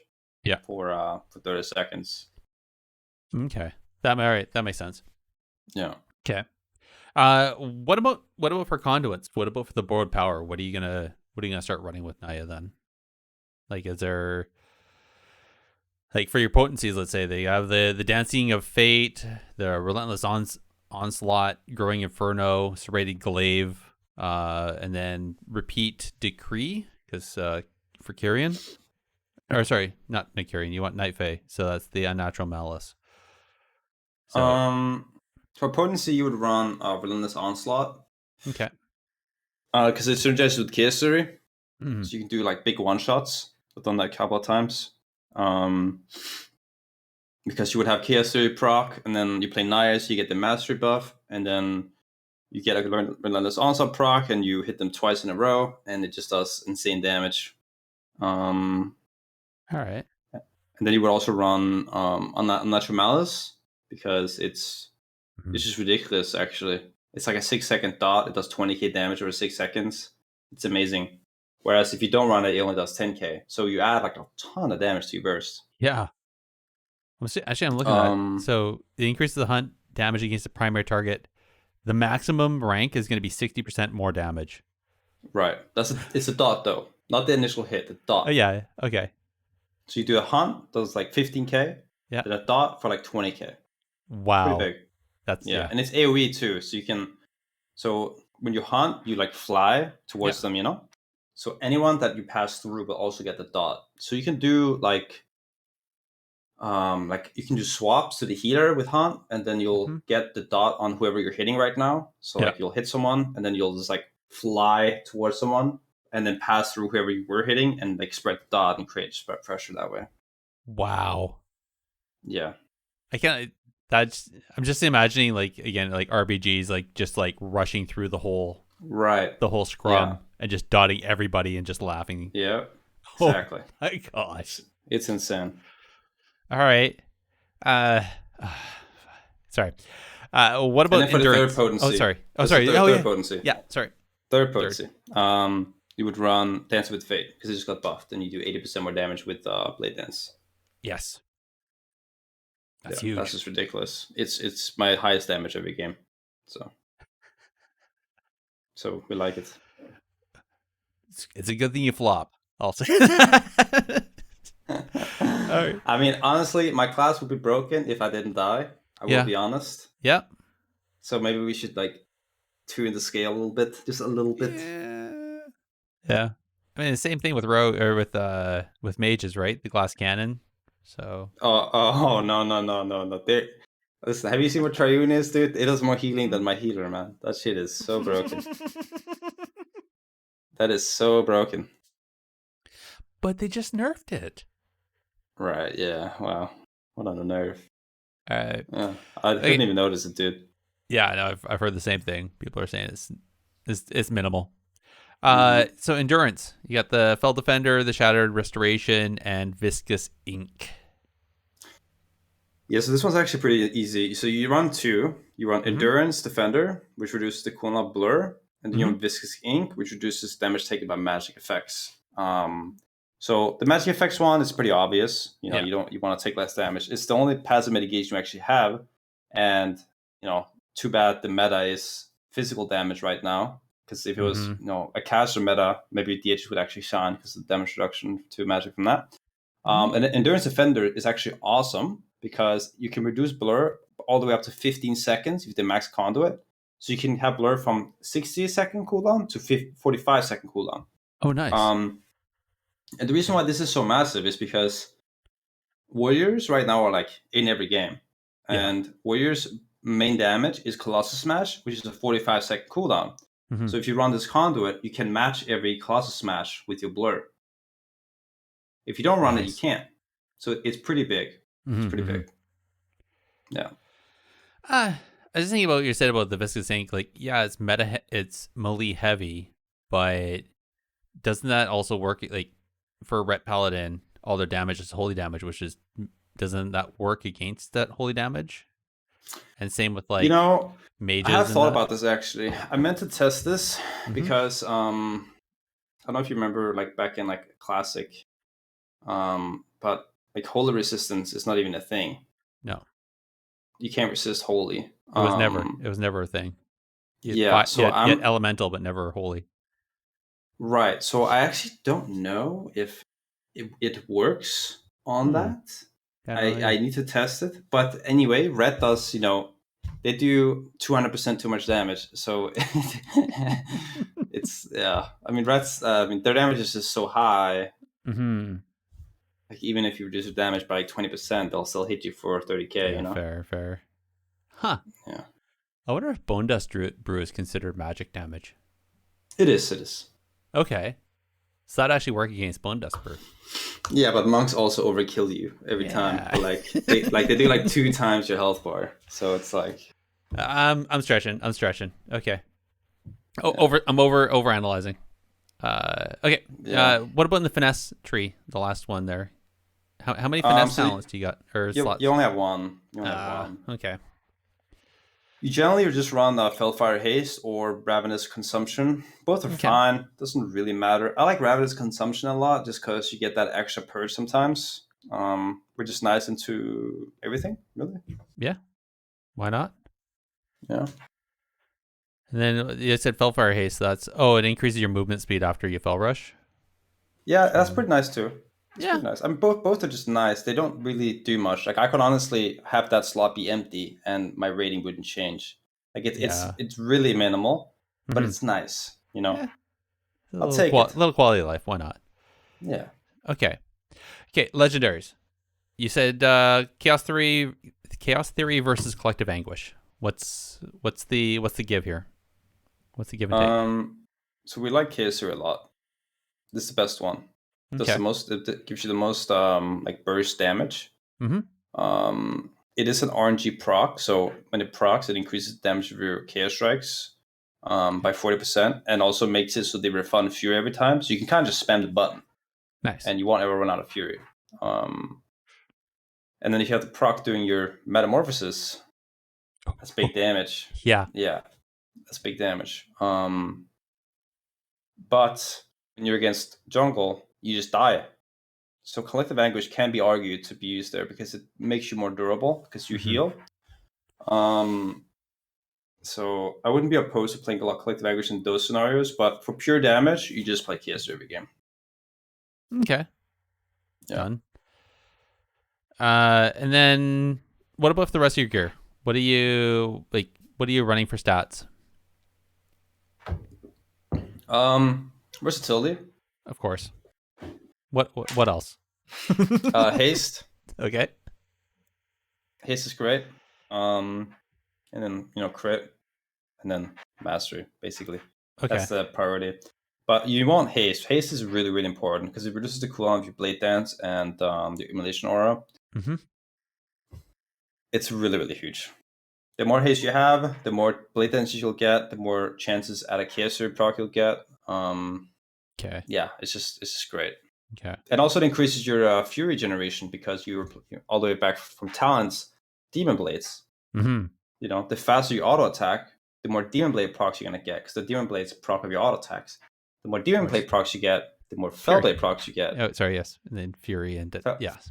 Yeah, so it all comes together. Nice. So Is there a cap you're running to, or do you just like max out on haste? Like do you, like every single PvP piece of gear is haste something, period? You don't max care. it out. Let's max it out. Okay. Yeah, you max it out because it's directly related to your fury generation, and you can't ever get enough of it. Okay. So awesome. And then do you like always just do haste crit, or do you like toss it up sometimes in haste mastery, depending on like are you aiming for some soft caps there too, or? I like crit the most over mastery, just because you can coin flip games sometimes by just hunting, and then you'll crit. So increasing the size of one side of the coin is always good. Yeah. You know? Yeah, I can see that. Yeah. But so silly question. Have you tried doing a mastery stack and just seeing how that plays out? Because you said like mastery really, if you get a mastery proc along with your yeah, you can hit really hard. You can hit really hard.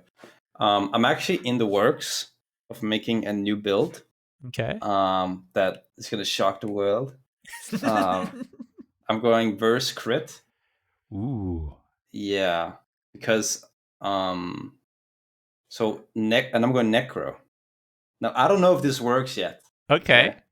No one's tested it. It's only been theory crafted between me and a friend who is like the other high rated DH on the NA. Mm-hmm. Because necro has a what do you call it? It's not a conduit. It's like a part of the soulbind thing you get. Okay. Where when you do 10 crits, you'll get 80% crit chance for 10 seconds. And that's a 1 minute cooldown. And guess what makes you crit a lot? I-beam. You press I-beam, every hit is a crit. Yep. So every time you press I-beam, well, every second time, 6 second cooldown, you'll get that buff. And then if you stack crit on top of that, you'll have like 50-60% crit for like 10 seconds. That's crazy. Yep. And then because of the Dancing with Fate change in 915, you can actually have consistent huge hits from that button.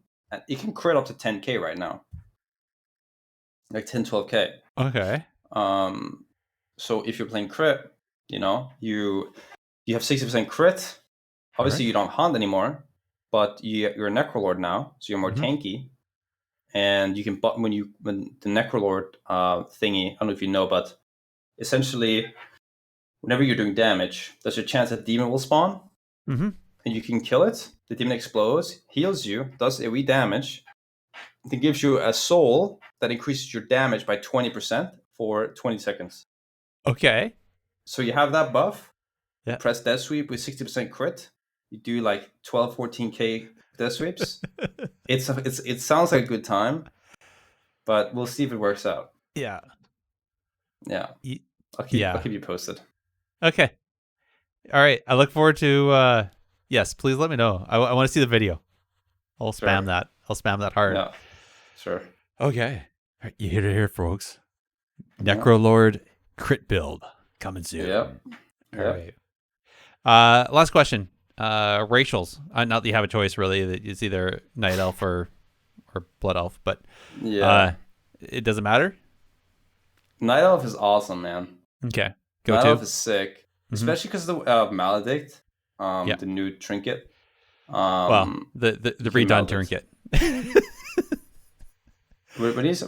It's the redone trinket. It's not a new trinket. It's That's true, actually. That's true. It's just like reworked, I guess. Yeah. The reworked. It used to be just like a bolt, and then it would just boom instantly be healing reduction, right? No, it was a puddle. Was it? Yeah, I'm pretty sure it was a puddle. I thought it wasn't that. That was the corruption thing, right? The thing you think is something else.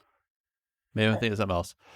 But so in BFA season 4, there was the puddle, and if you stood in it, your corruption would increase.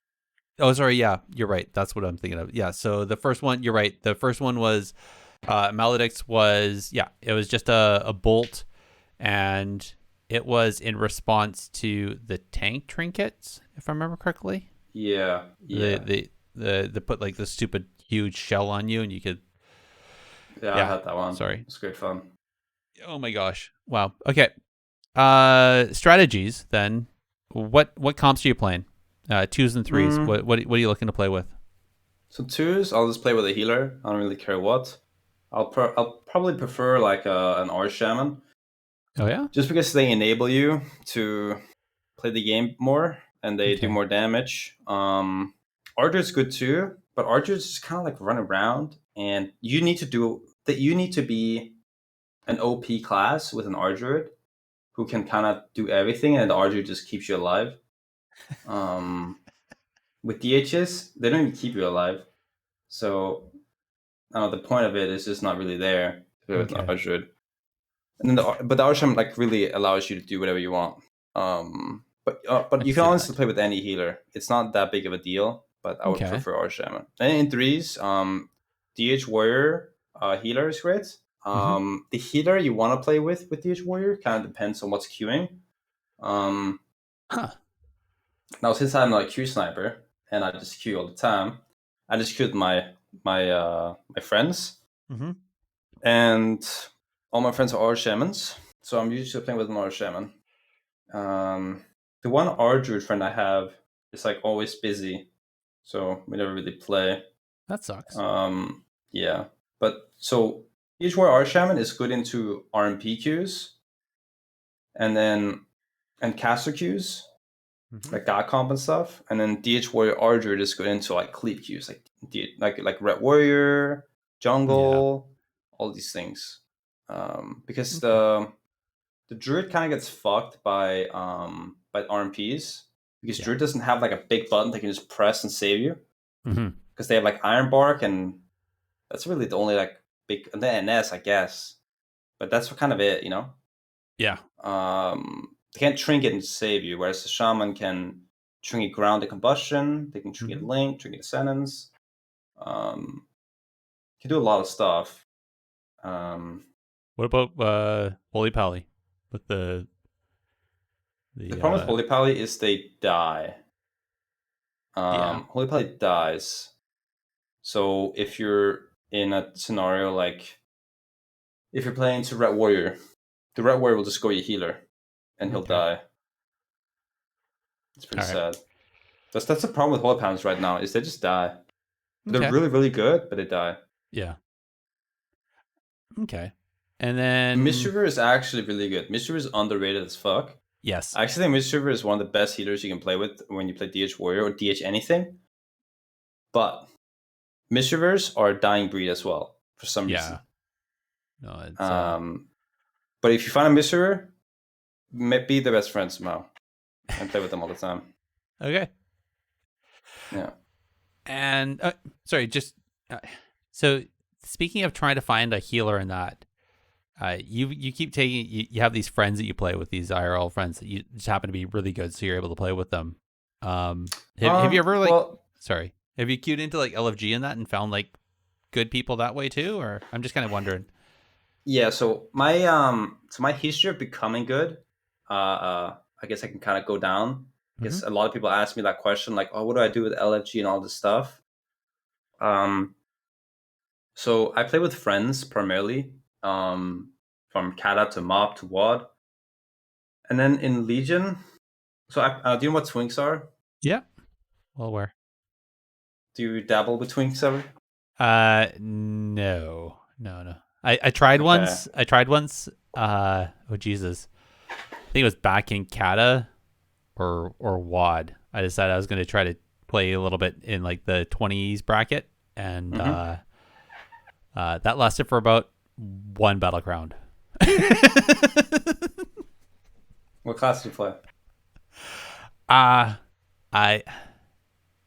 What class was that I was playing? I want to say it was Warlock. Yeah, see, that's probably why you That's probably why. Battleground. Yeah. Anyway, I mean, we're actually really good in WAD. But so what I was gonna say was, so I can kind of go into why I'm on NA right now. Okay. Sure. So I played EU. Yeah. Up until WAD, and then when my friends quit, because as I said, like my friend went to lose his virginity and then quit, and then that's a great story, by the way. and then I stopped playing, and I was like, maybe I'll just go play Twinks or some shit, you know. And at that time, the most popular bracket was the 20 to 24 bracket, because at that time the battle groups were 20, 24, 25 to 29. It was like in 4-level increments, whereas it used to be 9s. Yeah, that was the most popular bracket. So I played that for a bit, and I joined a guild and a community, and I actually got really invested into that whole twinking world. Cool. And this team asked me to come to NA because they're all European, but there was a twink tournament with like a $10,000 prize pool on NA. Okay. And they were like, we're going to go play in that. It's a 19 twink tournament. I hadn't played 19 twinks before. And they were like, do you want to come? I'm like, fuck yeah, I want to play that shit. Sure, yeah. Because I've been like itching for like competitive stuff for a long time, right? Because I used to, play endgame. So we went to NA, we played in the tournament. We got to the finals. I threw. We lost. And there's like a meme with me with like because I basically so it's Warzone Gulch, and there's a tree somewhere in that map. I thought it was line of sight. It was not. So I was just standing right next to the enemy team behind a tree, and now there's like a meme with me hugging a tree, and I just get shot through the tree and die. Right? It's terrible. That's I'm sorry, I shouldn't laugh.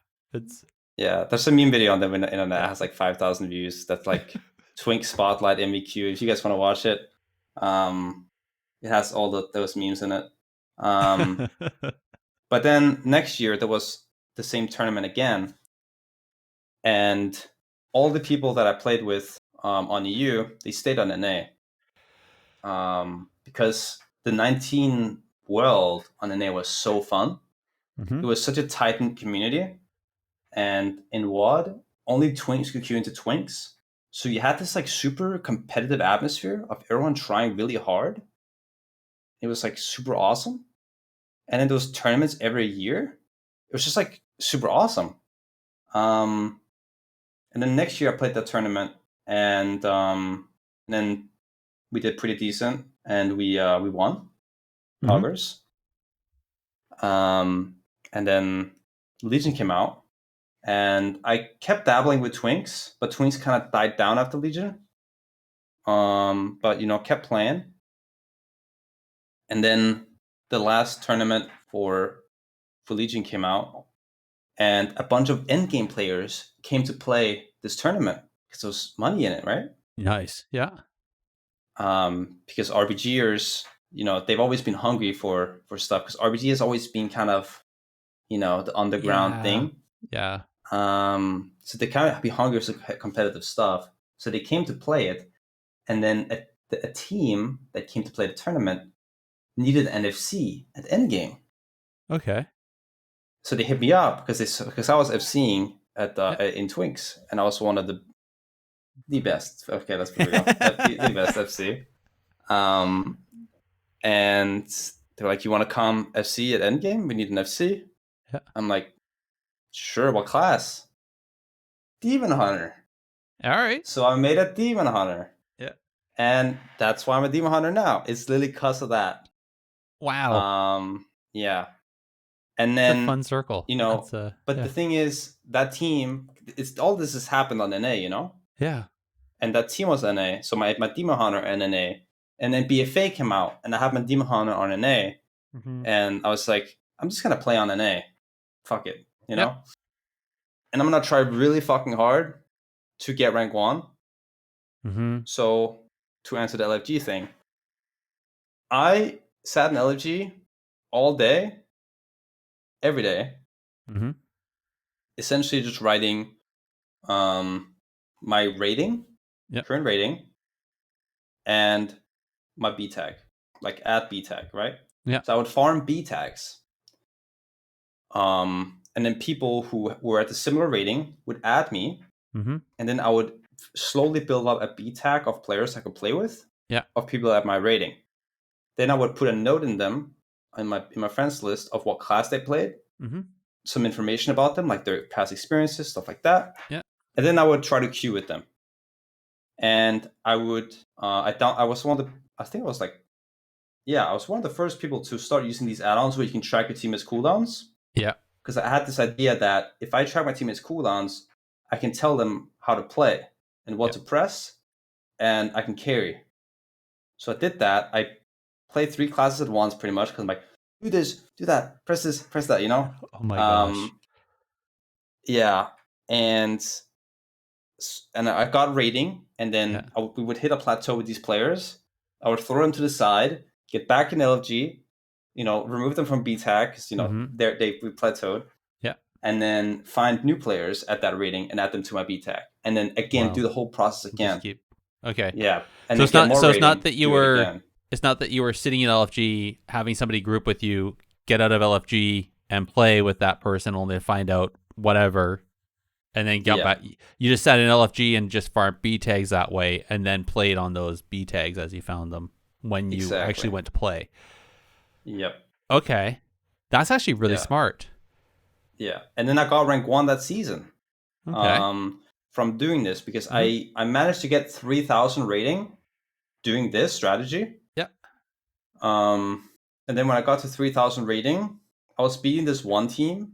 So I played DH Boomy R Shaman, and in season 1 of BFA, which is a great comp. Yeah. On BlizzCon. That's good. And this team, they played Arsham, Boomy, Rogue, Dancing with the Stars. That comp wasn't too good. So we were beating them quite a bit. So they wanted a Demon Hunter. And they hit me up. And they were like rank 1 players, like multi-rank 1 players. Yeah. They hit me up, they're like, hey, like we need a Demon Hunter. Like, we don't want to play with this fucking Rogue. Do you want to come play? And I ditched my partner so hard. And you got 3K and nothing else to say about it. Yeah, and so my partners, actually the healer managed to actually succeed. He managed to go on and get multiple rank 1s. The Boomy, on the other hand, didn't move anywhere, and he's hated me ever since. Like I remember in Shadowlands, I met him in 2s. Yeah, and he was emoting me so hard. Like he was still mad about that shit. And I mean, I get it. Like you get kind of left, but then again, it's like, you got the rating. You should be able to take care of yourself as well. But so I played with them. There's both sides to that story. Yeah, it's. I can see both sides of that story. It's like, there's continually improving, but when you hit if somebody's hit a plateau and they aren't willing to recognize that they're at a plateau or think that they're better than they actually are, then what do you do, right? Like, right. Also, it kind of hit a thing where I had to if you want to get rating, you have to almost be narcissistic and stop caring about your teammates. If that makes sense? Yep. Like, you're not playing with friends. You're playing to get rating, okay? Yep. These people don't matter to you once you've gotten the rating that you can get from them, essentially. You have to think that way. Yeah. And it gets pretty lonely, too. I remember I wasn't talking to anyone. It was the loneliest. I played like 4,000 games that season. No, 5,000 games that season on my main. And I played 3,000 games on my alt. Oh my god, dude. I played so many games that season, you have no idea. I think I do now because you just told me. Holy crap. It was the most ridiculous thing I've ever done. Wow. Was it worth it? When I think back at it, I think so. Okay. Like, when I think back at it, it's like, it's a fun memory. Yeah. And it's almost weird to think about that I did all these things. But it feels good too that, like, you set your mind to do something. You're like, I want to get rank 1.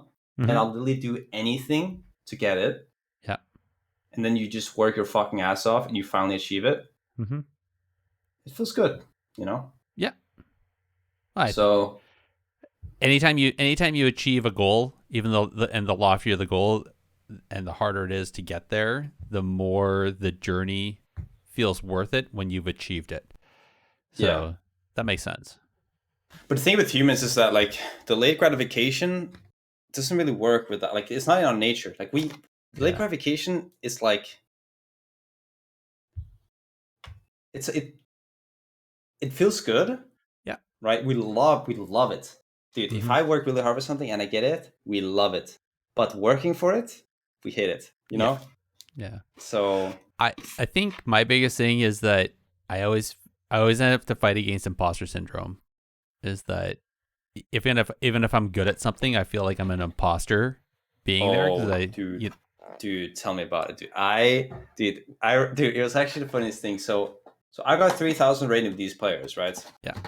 With these LFG people, and then I started playing, with these rank 1 players. And when I was playing the rank 1 players, like these are the kind of players I looked up to, Yeah. Like, what am I doing here? Like these people, they're like, what am I doing? Like, what the fuck, Yeah. And like, dude, I even had imposters for the last season. Seriously. I was playing with like Benruki and Sidhu. Yeah. And I was like, what am I doing? I'm playing with these people. Like, who the fuck am I? Yeah, it's weird. It's weird. The human condition is a weird thing. Like what our brains do is just, yeah. Like I'll play the game. I'll be like number 20 on the ladder, and then I'll play. I'm obviously good at the game, but then it's like, fuck, man. I don't know. Am I really? Like, shit. Yeah. Yeah. All right. Okay. Yeah. So LFG is rough, but Yes. you can do it, guys. I believe in you. I like that idea though, is just farming B tags and then going to play with the person rather than the more the other way that everybody talks about, where you sit in LFG, somebody just joins into your group, and it's so arm's reach, like because then as soon as you get a loss, the person they have absolutely no investment to you whatsoever. Versus at least on the B tag list, there's a bit more of an investment there. There's a bit more commitment. I think. I remember the main reason why I did the B tag thing was because getting 3 people is actually kind of difficult. But if you're doing 2s, you don't need to do the B tag thing. You can just ride by them in queue. But when you're doing 3s, you invite one person and then you end up sitting there for 5 hours not getting a healer. Yeah. So it's so much easier to just say, hey, I'm a B tag. I'll hit you up when I get a healer. Yeah. Too easy. Yeah. That's a great idea. Yeah. Sorry. I just realized that I love that conversation. I absolutely love that. I almost wish we did that instead of but I want to learn so much about demon hunters, and that's kind of is kind of the shtick, right? But I'd love to have you back just to talk again, just like the journey. Sure. But I have to ask first. So what is how are you winning an arena or in PvP? Like, what's your win conditions? Is it just like you said, do a couple stuns and then burst, and then if it fails, wait for 30 seconds on your next go, do the same, rinse and repeat? Is that all you're doing, or is there a bit more to it than that?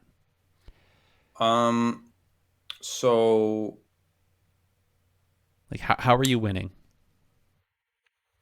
So you have to know 2 concepts. So you have on script goes and off script goes. So an on script go would be a rep popping a 2-minute cooldown wings and doing his big go. Yep. Right? An off script go is him popping. Let's just do Demon Hunter. I guess it's easier. On script go is sending Hunt. Yeah. Off script go is sending IB. Like, you're not sending the whole package, but you're sending enough to get something out of the enemy, so that when you have your on script go, they have less. Okay. You're not killing anyone on your off script go, generally. You're killing them on your on script go, because that's your big that pushes them over the edge. Same with like warriors, right? Like, they have Colossus Smash, 45-second cooldown. That's like their off script go, and then their on script go is Avatar, maybe Banner, maybe Kyrian Spear, etc. So for Demon Hunters, you basically want to do your on script go as soon as possible, including your metamorphosis and all these things, and use your stun every 30 seconds combined with your IB every 30 seconds. You have to coordinate with your DPS who stuns what. So if you're playing with a warrior,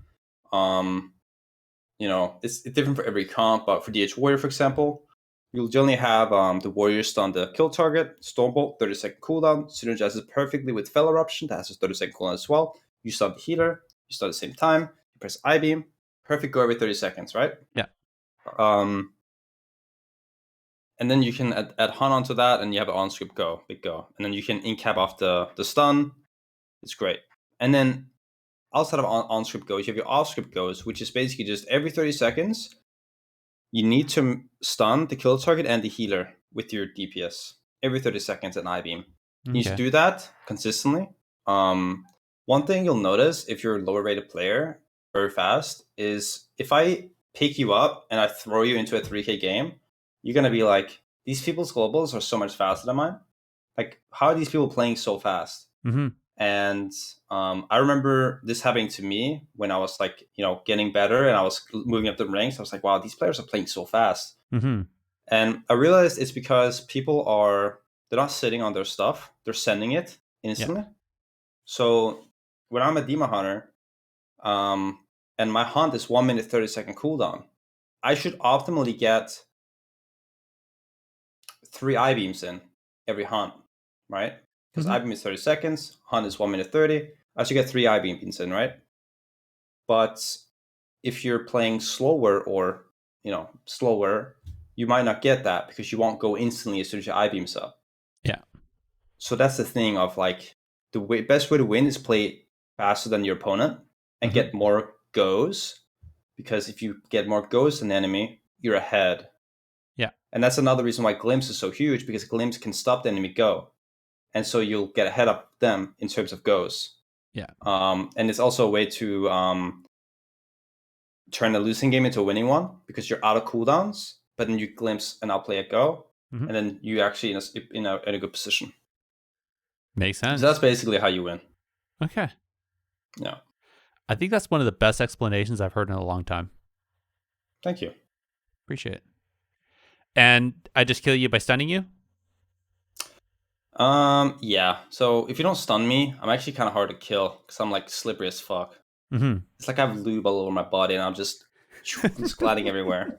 If you don't stun me, I don't die. Are you gonna rename your Demon Hunter Astroglide now?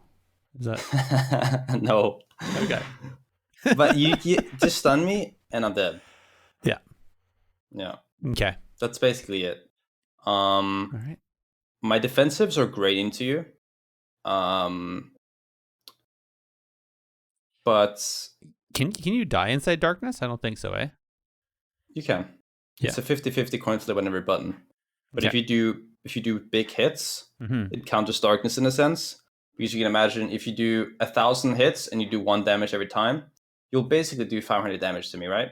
Okay. But if you do 2 hits and they do 500 damage each, you're coin flipping and there's a 25% chance you're gonna hit me twice.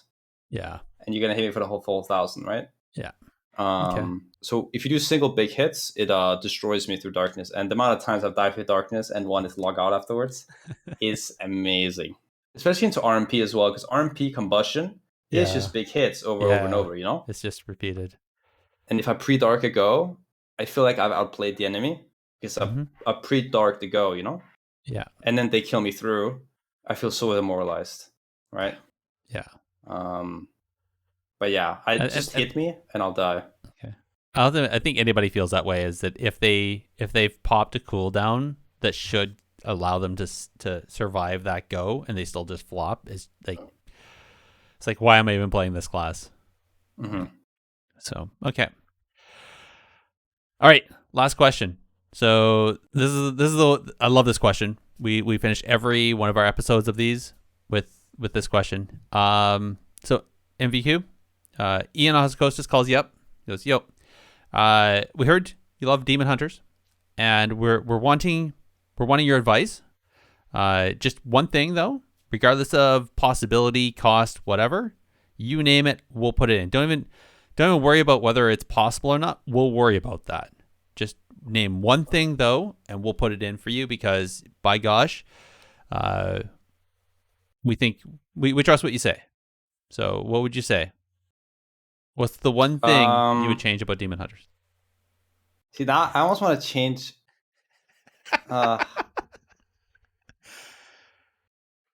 I think okay, so Demon Hunters You right only get now. one. So yeah. So let's talk about the meta in World of Warcraft right now, okay?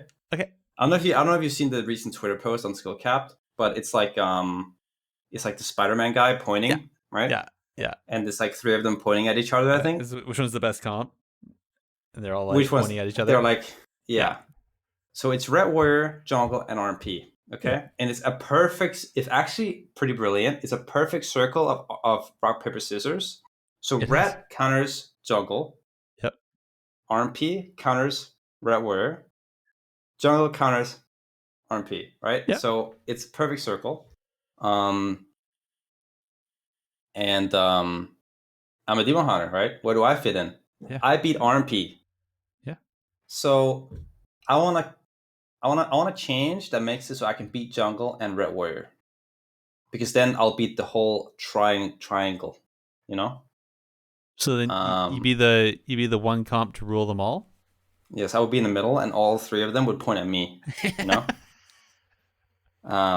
So the way for me to do this is I need to figure out what makes me lose to these comps, right? Mm-hmm. And it's very simple actually. So Demon Hunters have great defensives. Okay, they have blur. They have Netherwalk. They have darkness. They can glimpse some stuff. They can speculate from above and flop in the air. But when the enemy team is doing damage nonstop, you'll run out of cooldowns very, very fast. Mm-hmm. And the reason why RMP is actually not that hard for you to beat is because of the fact you have so many cooldowns. Because RMP is a cooldown-based comp, right? Mm-hmm. Like they do their goes and they try cooldowns and they attack, retreat, Warrior, they attack, retreat. Yeah. Yes, with Red Warrior, they're constantly pushing onto you. Oh yeah. With Jungle, they're constantly pushing onto you. There's no downside, down time. So I would want a way for me to counteract the enemy team's consistent damage, consistent pressure. And the best way for me to do this is to make DHs more tanky, which I would do through changing Soul Rending. Okay. Because back in BFA, DHs were actually like a god class, like they were unkillable almost. And a big reason of this was because Soul Rending used to give them tons of leech. Yep. When you're not in Metamorphosis. So I would buff that by a decent amount and make it so we have to choose between Netherwalk and Soul Rending based on what we're against. So back in BFA, we would choose Netherwalk into RMP because Netherwalk would kill you in stuns. And then we would run Soul Rending into more consistent damage to make us tanky versus that. And it was perfect because then it was perfect. We countered both things in the everything in the triangle. So change Soul Rending to give 20% outside of Metamorphosis, and then another 10 to 20%. Maybe we can buff it more inside Metamorphosis. All right. Because right now Leech is like 10% outside and then 30% inside in total. Okay. Whereas I would want it to be the opposite. I want it to be 20-30% outside and then 40 or 30-40 inside. Okay. So you have a lot more outside. Okay. Yeah. More outside. Yeah. So you have more healing outside. Yeah. All right. Yep. Okay. Well, yes, Ian says, okay, thank you very much. There you go. So that'd be awesome. It's not gonna happen though. Nope. So I never prepare for these. It's just kind of on the whimsical. So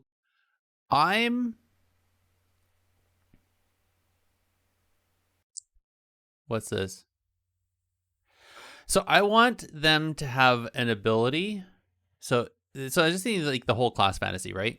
For the Demon Hunter, the way they became a Demon Hunter is they ate a part of a demon and absorbed the demon's power to then become a Demon Hunter. So I think it would be appropriate that a Demon Hunter should be able to summon a demon and then take it let's say like a 2-second channel to slaughter the demon and absorb its power, and then that enhances the Demon Hunter for some period of time. Not long, but quite. But they basically like so you like double your power or whatever, right? So almost like Metamorphosis, but instead of an instant cast and then have like a 30-second buff, make it like a 3-second channel, I guess, or a 2-second channel, and you have a buff for I don't know a minute. It's almost like a minute long Metamorphosis, but like more powerful. You know what I mean? Like, I don't know, like increase all your abilities by like 100% or something stupid. Mm-hmm.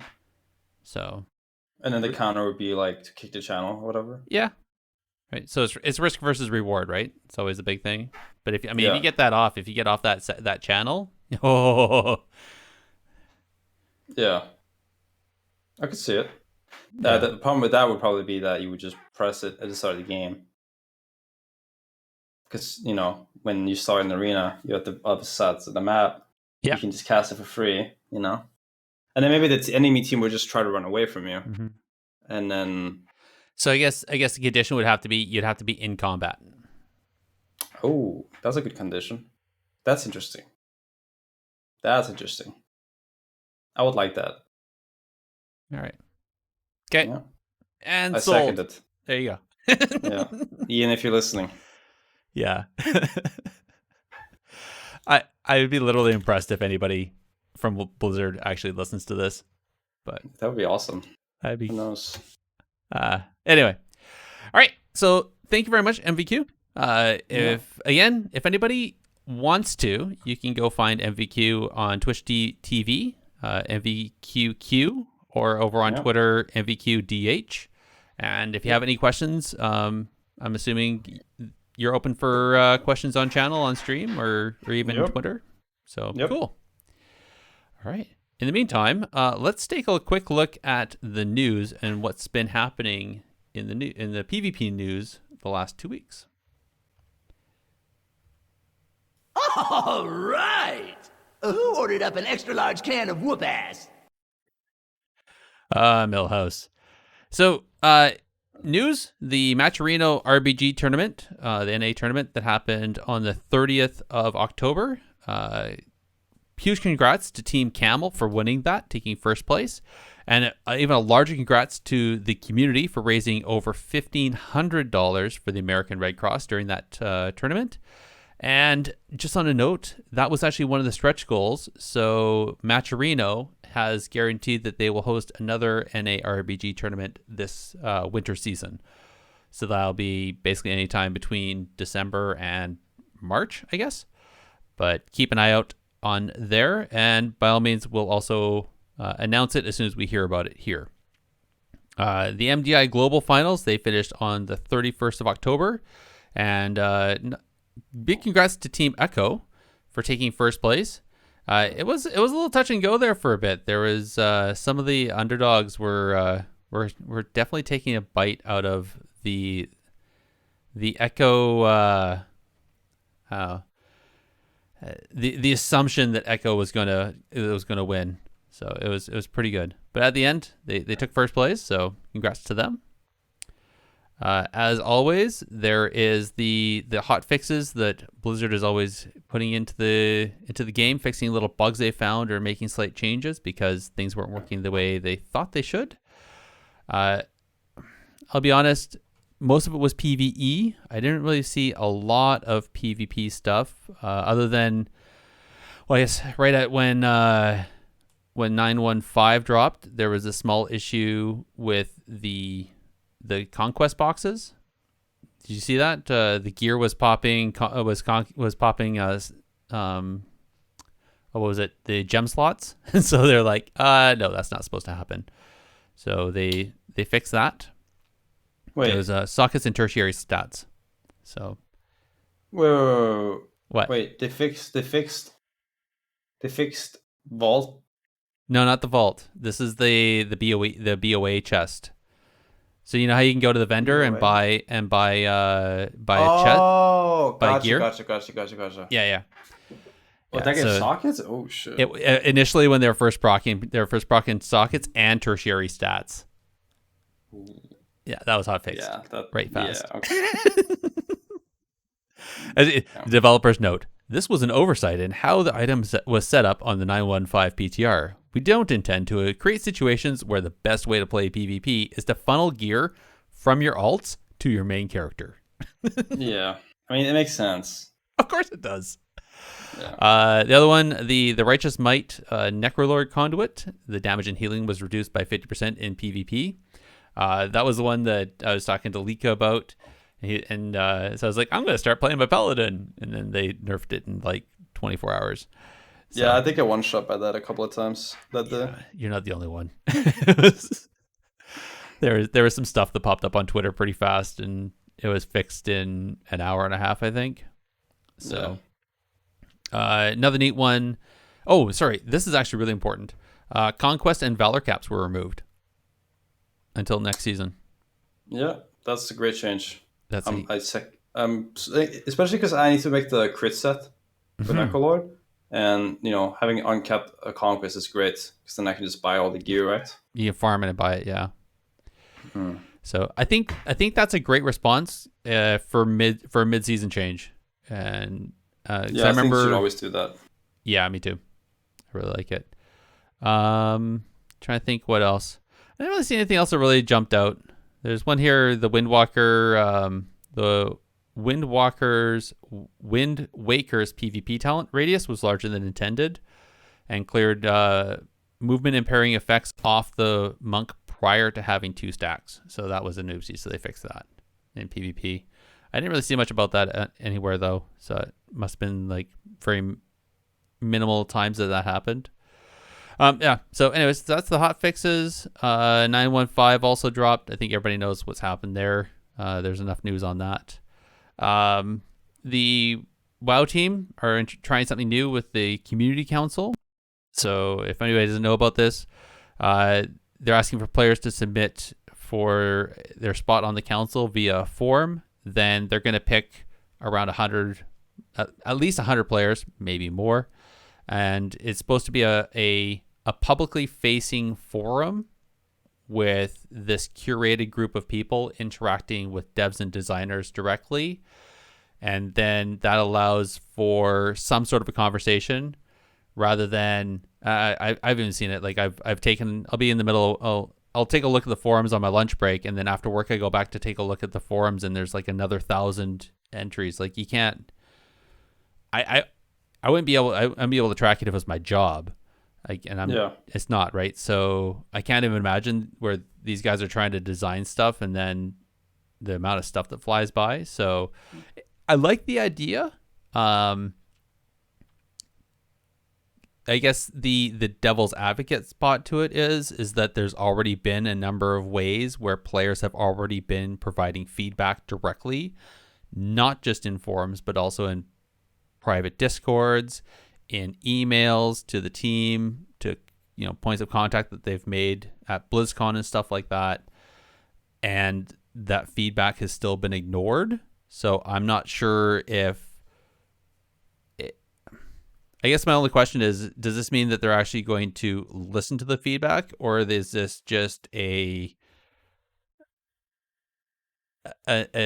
face where it will look like they're listening because they're always listening, but then they're still going to sit back on their ego and hubris thinking that they're making the best decisions and ignore all the feedback being given to them?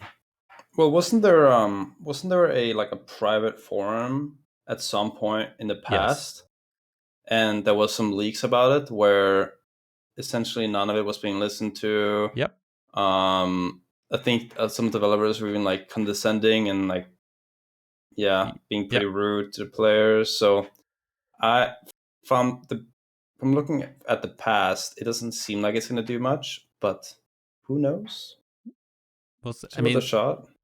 Maybe they've changed. We'll see. Yeah. I don't know. Maybe. I will say there is a way for feedback to be presented, and I've seen some of the way feedback has been presented, and it isn't always in the how can I put it? It's not always given in a nice way. Nor does when both sides of a conversation think that they're rooted in the place of the best way. and there's no give or take, there's no collaboration there, it just becomes a pissing match too, right? So we'll see. All right. Yeah, we'll see. Next ones. So this one's I saw on Twitter. So Chaz has left Method officially. So no. It was the two. Oh, did he? I missed that. Okay. Yeah. All right. So I'm assuming then, therefore, their contract has ended with Method. No idea where they're going to go to next, even if they're going to keep competing or if they're just going to move on to something else. Who knows?